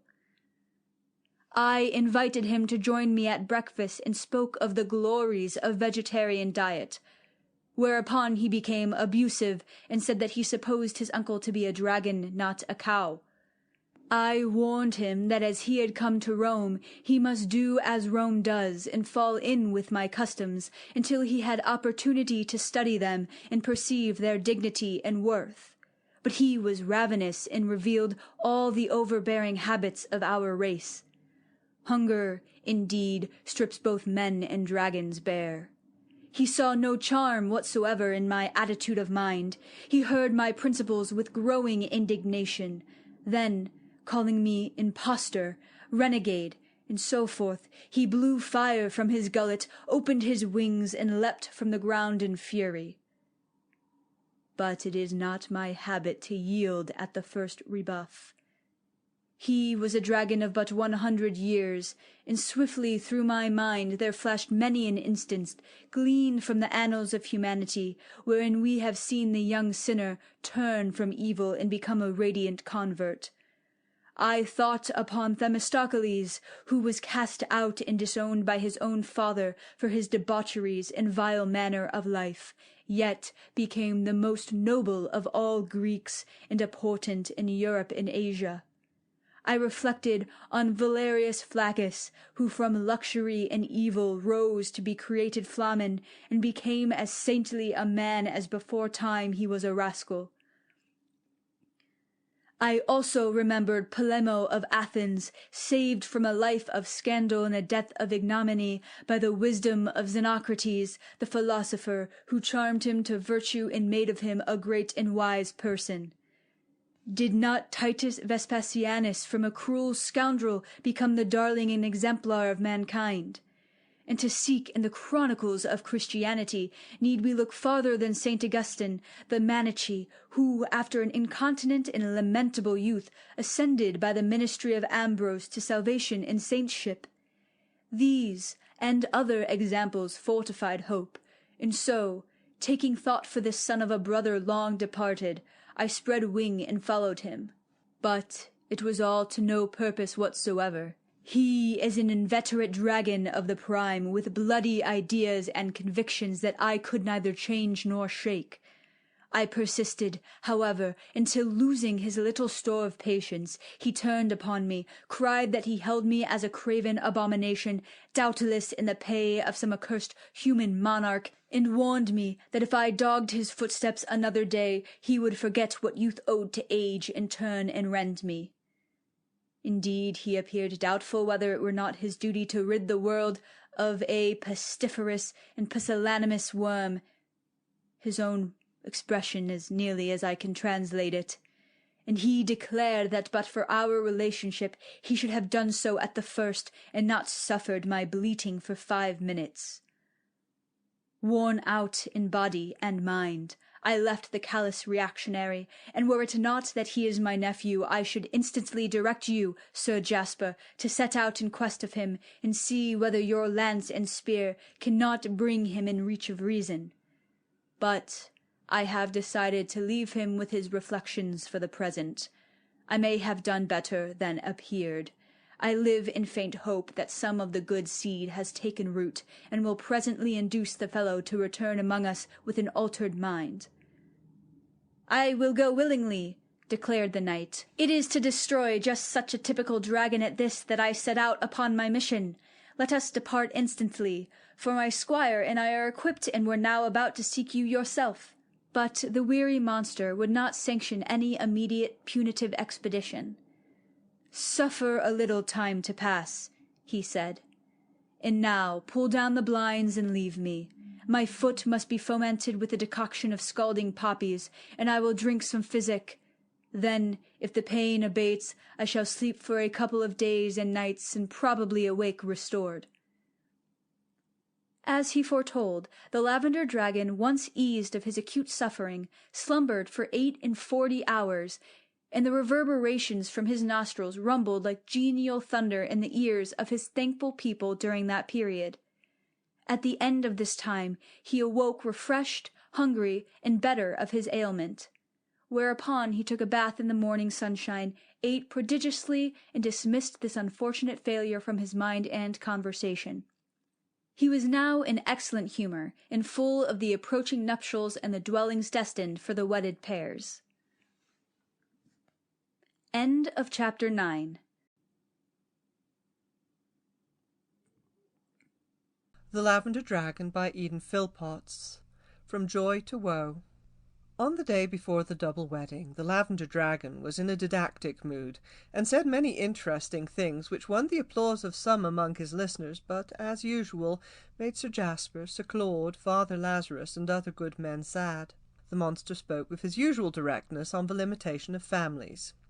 "A great source of human unhappiness is overcrowding," he declared to them, "and here, as we know, it is agreed, with general accord, to expand in a ratio which bears directly upon the well-being and prosperity of all." "You interfere with the liberty of the subject, Sir Dragon," ventured George Pipkin. "That the liberty of the community shall not be interfered with, George," replied L.D. "The need to rear and fatten armies and navies for slaughter does not, you see, arise with us. We are a feeble, but not a fearful folk, and we know that there are too many people in the world. Authority cannot cope with the increase, and nature does so, in a manner very painful to all of goodwill. Reason bewails the starved souls and bodies of many little ones, while superstition, patriotism, and other faulty inspirations, still too much in evidence, clamour for more of these failures. It will presently, however, be driven into man's thick skull that quality is of greater force in affairs than quantity, and that war, famine, and pestilence are cruel and abominable engines to keep the race in bounds. And when he makes this discovery, what will he do? He will first reach limitation of swords and spears, then, being a logical beast in his saner moments, attain to limitation of his own species. For when men compose their differences without shedding of blood, masses to murder and be murdered are an anachronism, and overproduction becomes folly. It is argued that restriction may rob us of occasional great men, but can great men only be bred at the cost of misery to thousands of small ones? If so, then let us struggle on without great men, and rest content with the healthy and the sane. Our danger lies in the Orient world, whose fecundity is awful to contemplate, and renders it a great obstacle to the security of the earth. East will not listen to West on so delicate a subject, for Asia has family ideals and superstitions in this matter, which must take centuries of time to dissipate. "You want better bread than is made of wheat," said Sir Claude, and his voice was drearier than usual. "Of course I do," replied the Lavender Dragon. "Most certainly I do, and you also, I should hope, and every man and woman who has a spirit worth calling one, and intelligence to measure things as they are. I deprecate discontent and covetousness, as you will admit, but there is a discontent of the soul, Sir Claude, without which man is no better than the tadpole. Plenty of hearty, healthy children let us have by all means, and let us learn more from them and about them before we begin pouring in the varied and doubtful nonsense always on tap for their little empty heads. Let us wait in patience until they are ready to pronounce some opinion on the nostrums we hold to their infant lips. Do we not know far better than they what is good for them, dear friend?" asked Father Lazarus. "No, best of men, we do not," replied the dragon firmly. "I have studied the child for many hundreds of years, and I tell you this, the young are often far more reasonably minded than their parents. Nature leads them to take an honest view of life, and if that view is unvitiated by grown-up lumber, it will not seldom develop and display a very rational estimate of conduct. But the work of our schoolmen in this virgin soil is often disastrous, and woe betide those who sow tares at that critical season when the rich material is best fitted to nourish and sustain them. To warp youthful intelligence and poison growing reason is a great fallacy and evil. There are precious humanistic instincts of inquiry in well-nurtured and intelligent children, and that we should graft upon this spirit our questionable conclusions, rules of conduct, conventions, hatred of reality, chronic untruthfulness of outlook, and imbecile pride, is utterly to spoil them in a very large proportion of cases. The potential power and value of many future men and women has thus been diminished. They are by so much rendered inferior both as doers and thinkers. The stream of progress is damned, the evolution of morals retarded. For, as I have often told you, the evolution of morals is a glorious fact, and that it should tend upwards is still more glorious, because upon this assurance hangs the destiny of mankind. All pessimists and doubters to the contrary notwithstanding, let us therefore suffer the children to follow their bent, guarded and guided by pure reason.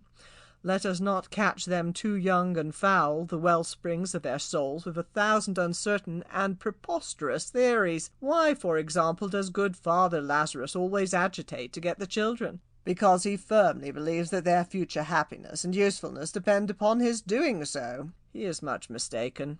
Teach them to be clean, honest, and faithful, just and merciful to the weak, humble, tolerant of others, scornful of self. Let them understand that certain instincts and temptations belong to their ancestry and original endowment. Explain wherein good and evil consist according to our present worthiest values. But for the creeds and dogmas, the myths and magics, the mysteries and metaphysics, concerning which there is such an infinite diversity of opinion, let us spare them these until they reach years of discretion and are qualified to judge of their value to life and their correspondence with truth. This is not to weaken faith, but set it upon a basis of reason. For think not that faith and reason are opposed. Reason is founded upon our faith in all things reasonable. Nicholas Warrender agreed with his master. Man is credulous enough through his aboriginal forefathers without making him more so, and teaching him to believe in goblins, good and bad, from his youth up, said the seneschal. Thus you stain his dawning intellect and soak it to such a colour that only 1 in 1,000 ever gets the fabric of thought clean again.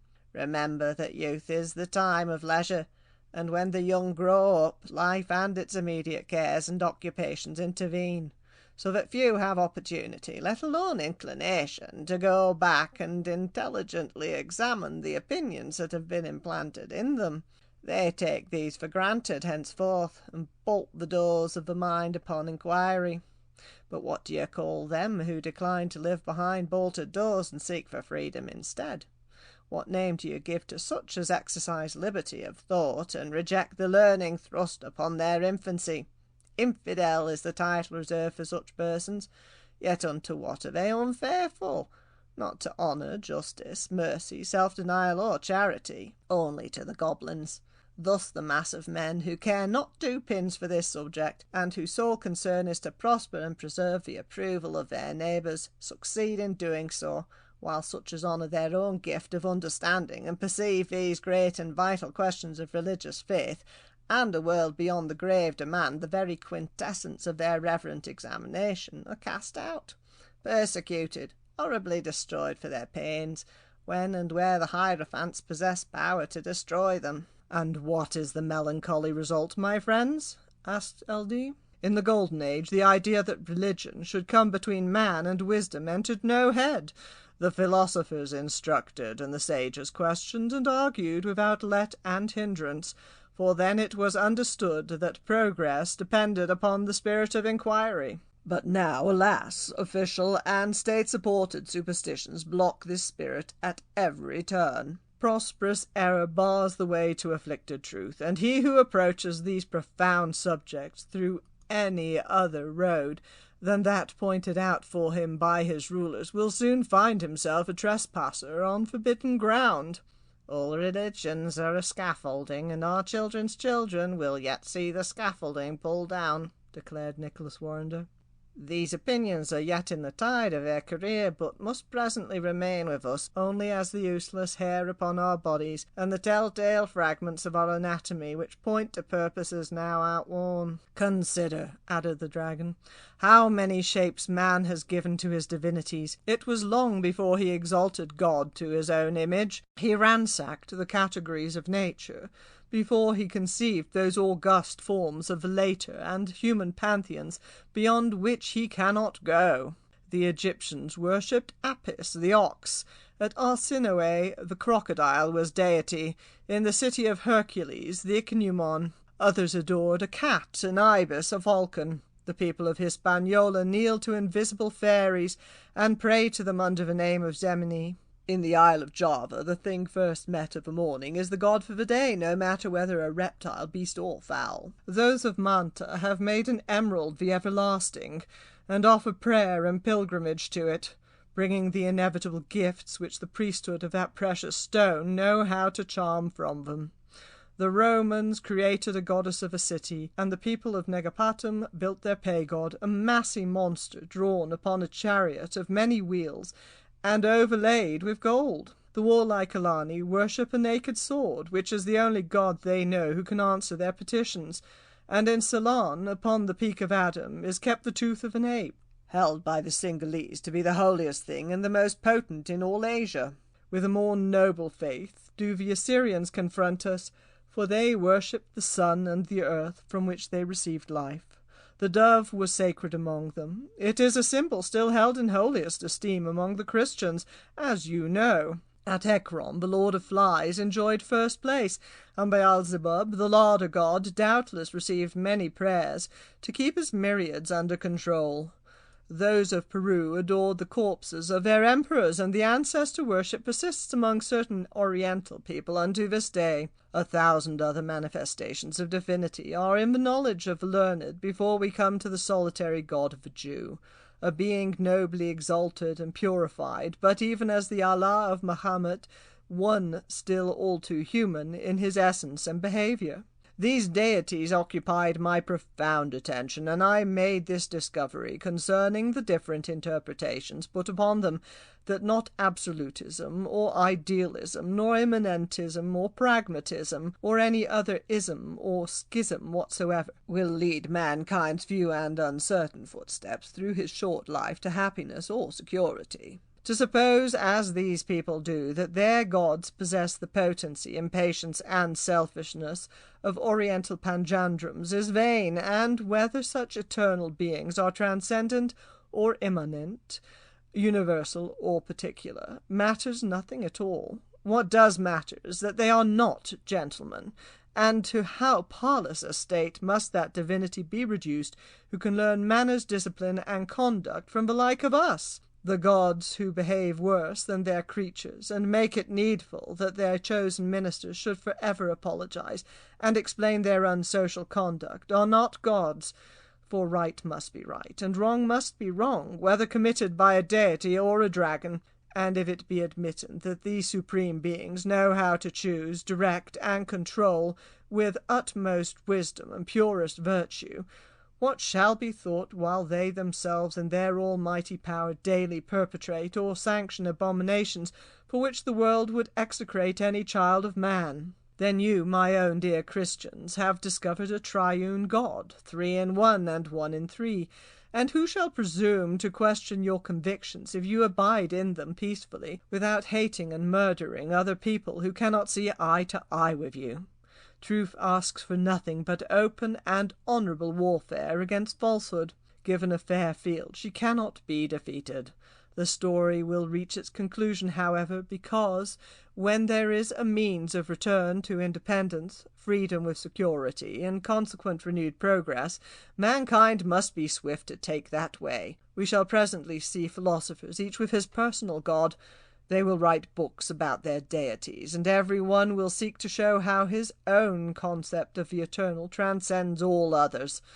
Some of these home-made divinities may not be all-powerful.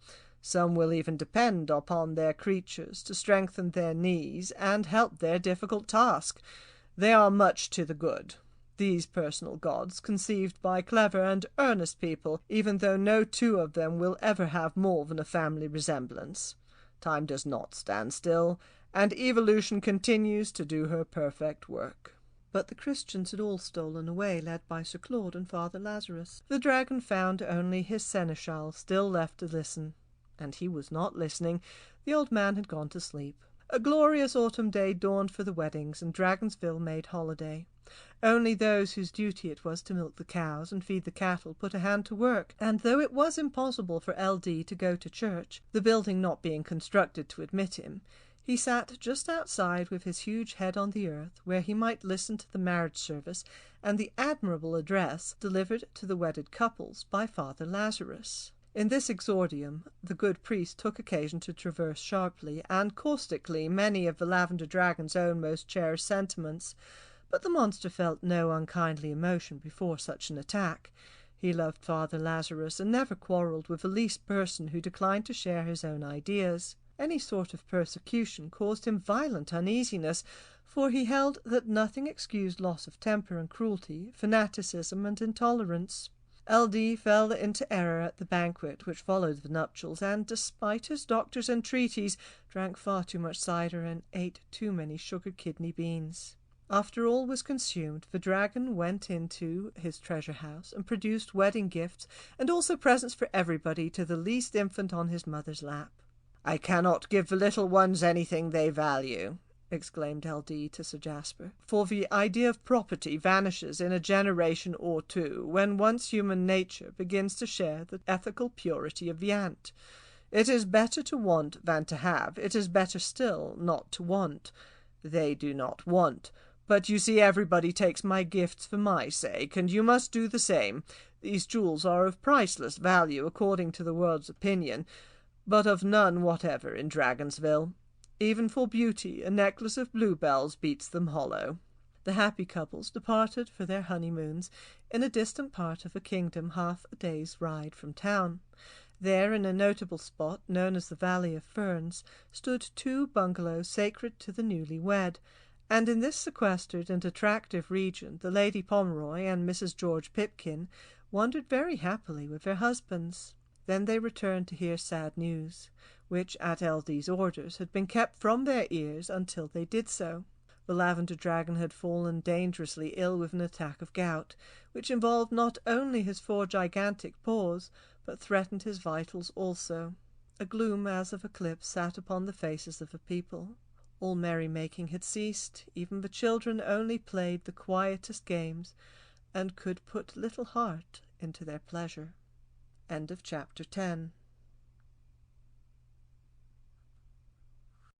The Lavender Dragon by Phillpotts. The Passing. By slow and gradual stages, the Lavender Dragon approached his end. Sometimes he rallied, and the gallons of colchicum which he consumed, while rendering him very languid, sufficed to lessen his misery. Now and then he was lifted onto a gigantic trolley and dragged for half a mile through the gardens, that he might take the air and see the people. But his activities were over, and though his mind continued to clear and his spirit cheerful, his body lost all strength, and he knew that he would never take wing again. To the prospect of a final flight under the sunshine he clove for a long while. Then he abandoned the hope with rational resignation. "It is good," he said, "that we do not know when we perform a well-loved action for the last time. Ignorance in such a manner is mercy, for, looking back after many days, we can bear the knowledge that must have wakened active grief at the moment." He was in a pensive mood on an occasion when Sir Jasper and Petronel sat beside him and cheered him with their conversation. "Fate," he said, "has an art to take what we most value and deny the summit of our ambition. While granting gifts, small by comparison in our eyes, though infinitely precious to others who lack them. He who desires fame is offered wealth or love. The hungry for love may win to high place by their art or craft, yet would gladly barter it for the female they dream about. The genius goes childless, though like enough he would thankfully sacrifice his master endowment for little children on his knee. While the man with the full quiver yearns for that peace and lack of responsibility which he supposes would enable him to do great deeds. It is in fact the sad but blessed human quality to covet what lies beyond our reach. The content are ever negligible, for only frozen sympathies and peddling minds can be so. He spoke of the Latin god Pan with great affection, and declared himself to be in union and understanding with that divinity. But in Pan lurks a peril against which you must guard, warned the dragon.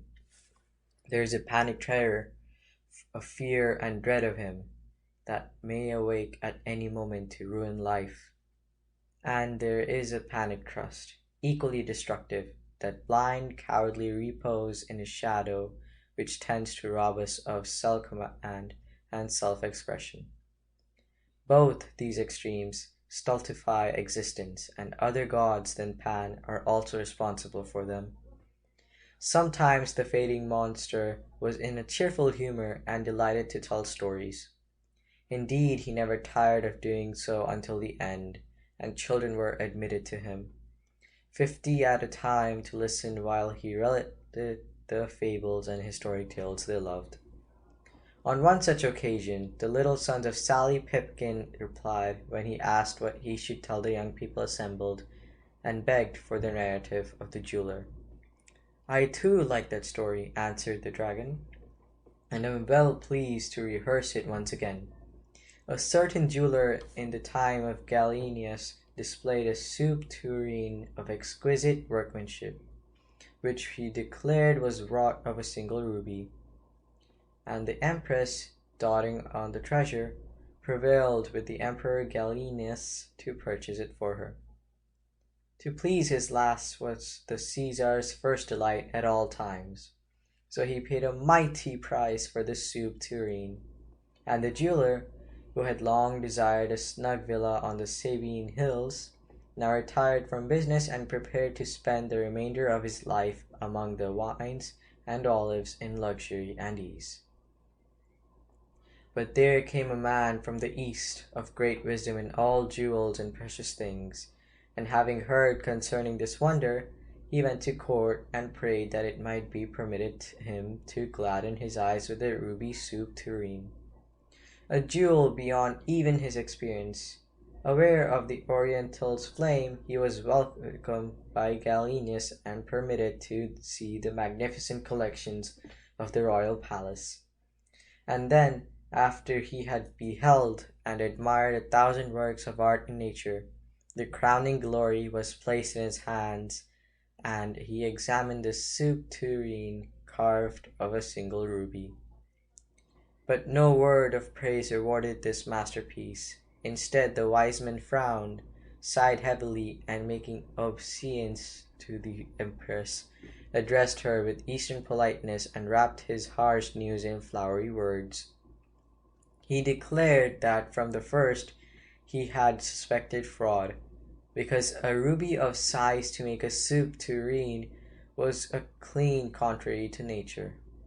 And now his fears had been too bitterly confirmed, for the soup tureen was only glass. It possessed small intrinsic value and no interest whatever, excepting of tragical and painful character. Thereupon the empress ran to the emperor in many tears, and Gallienus, a just prince, dispatched swift soldiers to the jeweler's villa, arrested the rascal as he was about to eat his dinner, and hastened him to a dungeon. At a later hour he stood before the outraged emperor and heard his doom.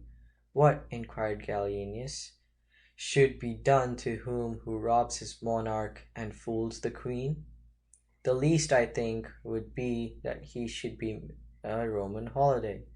In a word, guilty man, you will only see the light of day again upon the sands of the stadium at our next festivity. With this dreadful promise, the guilty jeweler was hustled from his sovereign presence, nothing left to hope for but a terrible and uncertain death. And he had no support in his trial, and no consciousness of right behind him to assist his spirit through the evil hours that still remained. For very well indeed he knew that the soup tureen was glass, since he himself designed and executed it in secret. Not long was the jeweler called to wait execution of sentence, for on the third day after arrest he found himself blindfolded, led away, and presently permitted to see again. He now stood on the sand of the amphitheatre amid an immense concourse of his fellow countrymen, while above him in the royal box sat the deluded empress and her spouse, together with the notables of Rome about them. Only one other creature shared that bitter expanse of sand with the jeweler. It was a huge African lion with black mane and tawny pelt, and the spectators who had thronged the place to see this giant monster already waited for his prey, felt no little astonishment that a lion, kept without food for a week, should hesitate before the plump and succulent spectacle of the erring jeweler now within his reach. Yet, for a time, the ferocious beast moved not, but sat with its green, unblinking eyes upon the sinner. It opened its mouth and to reveal a formidable circle of white fangs, and it slowly swept the dust with its tough tail. But, as a sybarite who delays his delicious morsel for the pleasure of anticipation, the lion still delayed. The jeweler also delayed and made no effort to shorten the distance between himself and the instrument of punishment, until a voice, the emperor's own, was lifted in command.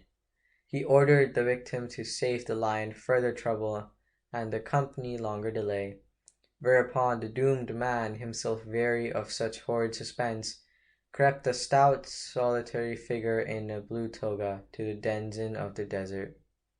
The crouching lion lashed its tail, and the man came nearer and nearer, until he stood within half a yard of his destroyer's gaping jaws. Doubtless he then felt the monster might be invited to do the rest, but thereupon an astounding thing happened, for Gallienus himself, to the horror of his wife and the company, leapt alone and unarmed into the arena and joined the shaking criminal and the lion appointed to devour him. Then, in a loud and cheerful voice, which reached all corners of that mighty concourse, the emperor spoke. "May it please you, my august wife, my ministers, and my dear people, to learn what this mystery means. I have, as you well know, been ever of opinion that the punishment should fit the crime, and upon hearing this fat rascal was a cheat, it struck me that to cheat him again would be a very just and proper reward for his villainy. He thought that he was going to die and make a meal for a fine and hungry lion. Well, he sold for this lion is but thing of putty, paint and straw, with the cunning constructive inside him to make him open his jaws and wag his tail." Gallienus kicked the lion as he spoke, and the effigy toppled over upon its side. He then kicked the jeweler and told him to be off and mend his abominable ways, whereupon the thankful fellow fell on his knees, kissed the purple shoon of his monarch, and scuttled sweating from the arena amid roars of laughter. But whether the empress laughed we know not, for it may have been a joke for which she lacked the necessary humour. Gallienus, however, won the applause of vast majority on that occasion, since empires can easiest bear the yoke of tyrants who enjoy a sense of fun. The children lifted their voices in familiar delight, for this was a story that never wearied them, and they were not saddened by the knowledge that Eldie would never tell it again. On another occasion, the Snagskull, Sir Cloud, Dr. Doncaster, and other of the elders invited the Lavender Dragon to indicate his wishes for the future, concerning which there existed much difference of opinion among them. "First," said Warrender, "we most desire to render your own great name immortal." The Lavender Dragon smiled and considered the subject with closed eyes. Then, according to his wont, he traced parallel instances from history when a like problem had arisen. He drank a huge jorum of colchicum and spoke to them. "You remind me of ingenious men who have desired that their fame should shine after they had gone beyond reach of it. There was that seventh wonder of the world which Sostratus built for Ptolemy Philadelphus. The Tower of Pharaohs, it was called, and in secret the architect wrote upon it, Sostratus to the gods, and for the safety of sailors. But these words, carved in enduring stone, he hid behind a covering of plaster inscribed with the name and title and glory of Ptolemy. And this he did, well knowing that the waves of the sea would presently wash the monarch's claim away and reveal his own name engraved on marble for subsequent generations. Yet, where is that Pharaohs now? Again, when Alexander the Great threw down the walls of Thebes, Phryne offered to rebuild them at her own charges, provided that she might record thereon how Alexander had destroyed and Phryne had restored. Remember too Trajan, who set his name on every stone he erected, until the wits gave him a new name, and called him Pelitori of the Wall. No, my dear Nicholas, and you, my good friends, he continued, I have not the least desire for posthumous honor, or to be remembered save by the kind hearts that have beaten with my own and aided my endeavor. As to the future, they often have ill fortune who seek to tie up the time to come with dead hands, for the future will not be dedicated to, and no man can prophesy how human values may change. Or say when one kingdom shall desire a monarch, another a republic, and a third anarchy. True it is that we groan and labor under dead laws and the decayed enchantments of vanished generations and pestilential precedents, but that is only because for the most part we richly rewarded the knaves who enforced them, and the nation as a whole is too ignorant or lazy to cast off its burden. You remind me of an emperor of Constantinople, Anastasius by name, who being short of friends and well knowing that his time was at hand, paused to reflect on his successor. Near issue he had none, and the choice lay between three nephews, brothers, concerning whom he knew little good or ill.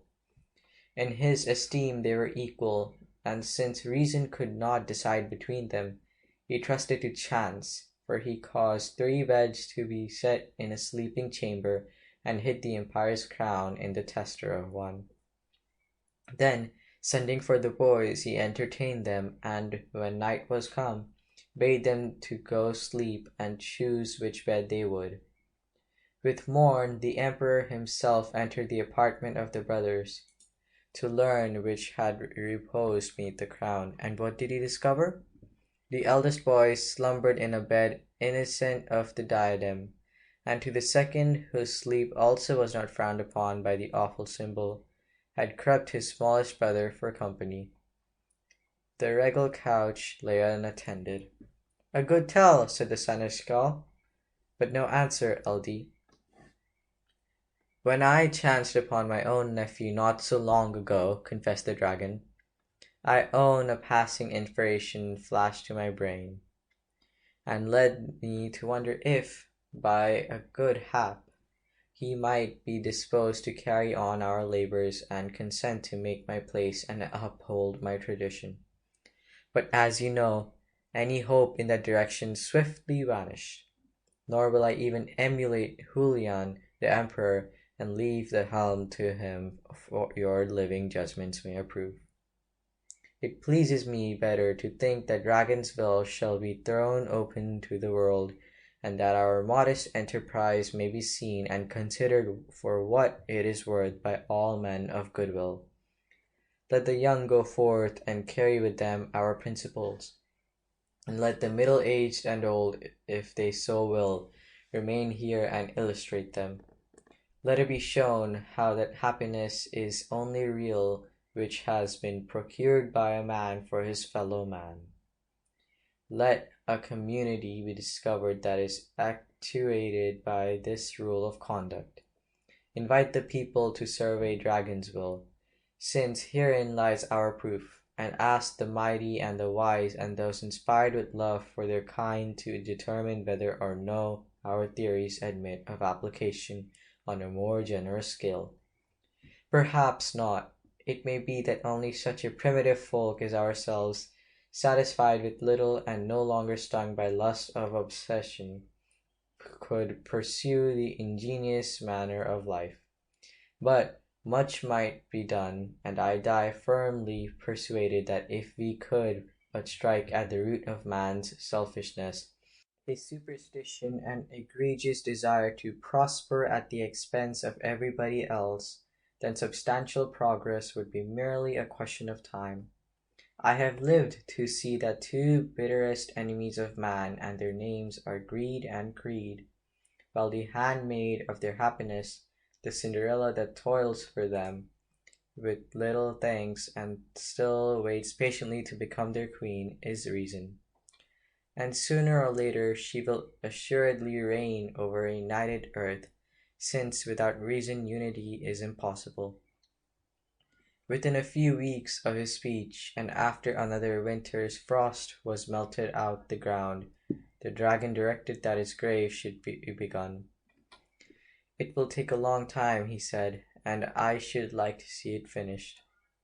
Therefore, with many tears, for his business impressed upon them what was soon to happen, the people began to dig a mighty pit, 100 yards long, 25 yards broad, and 25 yards deep.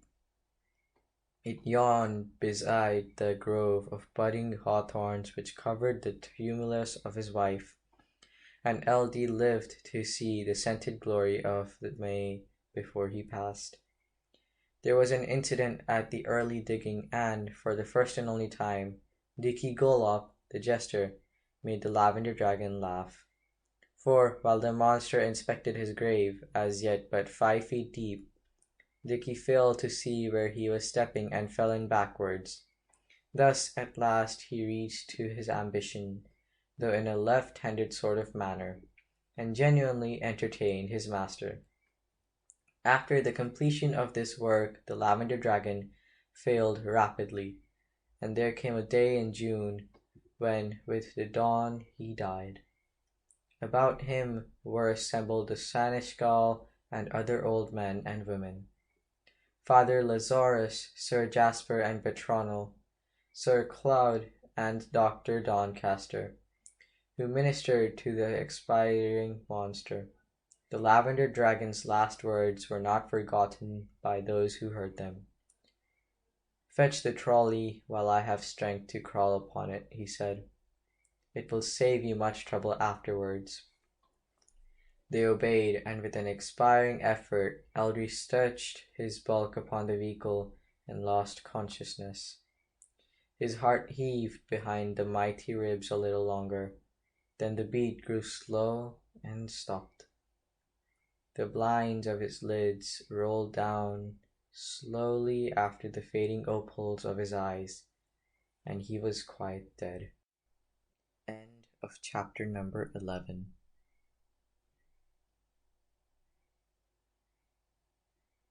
The Lavender Dragon by Phillpotts. Butterflies. Upon the night after the funeral, as though To indicate that the old order had changed forever, the walls of Dragonville fell to the earth, and the empire of the Lavender Dragon ceased to exist as a separate kingdom, defended and preserved behind its own ramparts. An immense restlessness already infected the people, and when it was known that the walls had crumbled, many feared and many rejoiced. The young would lead away their kinsfolks into the outer world, and not a few consented to accompany them, but others remained and hoped that they might be permitted to do so. Of these were Nicholas Warrender, who took now the lead at the wish of all, with George Pimkin for his right-hand man. Sir Claude of the Strong Shield also determined to spend the balance of his time in tending the dragon's grave. As for Sir Jasper of Pomeroy and his fair wife, they set forth on a cloudless morning in hope to find welcome and waken far-spreading happiness at home in the West Country, while many from Pongley in the Marsh and elsewhere also returned to their places, somewhat over-sanguined that the message of goodwill and good tidings they brought might reconcile their heirs to their return. Father Lazarus remained at Dragonsville, and it was in connection with this honourable and faithful man that the first hard words were spoken within that township after the decease of the founder. Sir Jasper was just about to depart upon his long journey southward when this unfortunate thing happened. He rode his piebald charger, and Lady Petronelle sat beside him on her riding horse, a powerful and mettlesome beast. One accompanied them, having his own steed, and a second, whereon their trifling luggage was bestowed. He was a lad born and bred at Dragonsville, who had entered the knight service. The priest, with Nicholas Warrender, Sir Claude, George Pimkin, and many others, collected to bid the voyagers Godspeed, and as he drank the stirrup cup, Sir Jasper spoke of their departed friend. May his humane and gentle spirit enter into us and help us to advance the happiness of a weary world, said he. It has done so, declared his wife. None who enjoyed knowledge of our dear dragon can ever be quite the same afterwards. Be sure that we shall yet welcome him in a place of perfect happiness when it is our turn, asserted Sir Claude with an unusual ray of hope, but Father Lazarus sighed and refused to echo any such sentiment. A vain aspiration, he answered. We must be brave in this matter, and not palter with conscience. None can feel greater grief than myself to recognize the truth. But the truth is ever unassailable. In a word, LD has gone where the bad dragons go, since there is no appointed place for good dragons, and it were vain to deceive ourselves and pretend otherwise. To this fate is he fallen, not because he himself was bad, far from it. I never met such a saintly character on 2 feet, let alone 4, but because, having brain and wit to choose the right path, he preferred to remain upon the wrong one, and virtue is of nothing worth that springs from foundations that will not bear the test of faith. The seneschal snorted, and Sir Jasper spoke.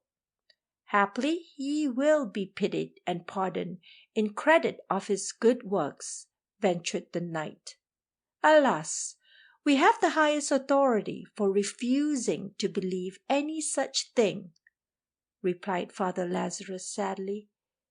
"He would be the first to own it himself." "Out on you!" cried Nicholas Warrender, his eyes flashing and his white beard a-bristle. "What manner of man are you to deny salvation to your benefactor and first friend? Did not the Almighty make you both, and make him worth 1,000 of you?" They wrangled so that they forgot to bid the parting pair farewell, and Sir Jasper, who lacked not sympathy for either side, rode forward with his wife and left them to it. But neither convinced the other, since they had entered upon that age-long argument, wherein only a time yet to come shall declare the victory. For 6 generations after his disappearance, the dragon's grave continued to be a scene of pilgrimage, and then his rede was forgotten, and the things he had attempted to do no longer remembered. He sank into a myth, and his castle and his city crumbled away under the slides of time.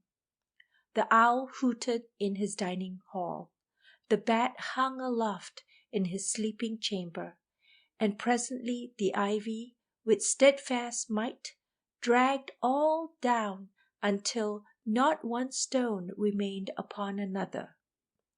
Then did the watchful woods of Blore, finding no hindrance, creep forward with sapling legions that swiftly bulked to trees, and so engulfed and swallowed that happy valley, until all evidence of man and his labour alike disappeared. Yet, even to this day, at the season of high summer, the wanderer with faith may chance upon a knoll still open to the sky, and find the great mound bright in a robe of scented lavender, agleam with Vanessa butterflies, black and scarlet, crimson and purple. The living jewels dance in sunshine and fragrance, and round about sing birds and patter the furry creatures of the wild. Beneath lie the bones of a vast saurian, that excellent mystery known to the Dark Ages as the Lavender Dragon, and since all history is but an echo and a reverberation, it may happen that his theory shall yet revive, to challenge the mind of man, and his practice be again attempted.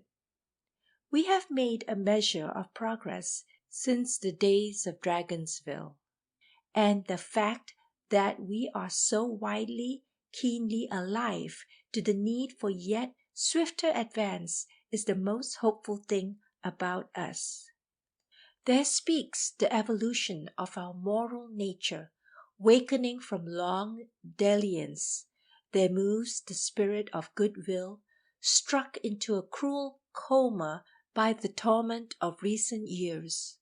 Mighty powers are they to help humanity correct its values, purify its ambitions, and seek those ideals of generosity, abnegation, and selfless purpose, without which no pathway of advancement through darkness into day can be discovered. Dawn is upon the mountain tops, and, as the sun arises, light will descend into the homes and heart of mankind, because it can do no other. The end. End of The Lavender Dragon by Phillpotts.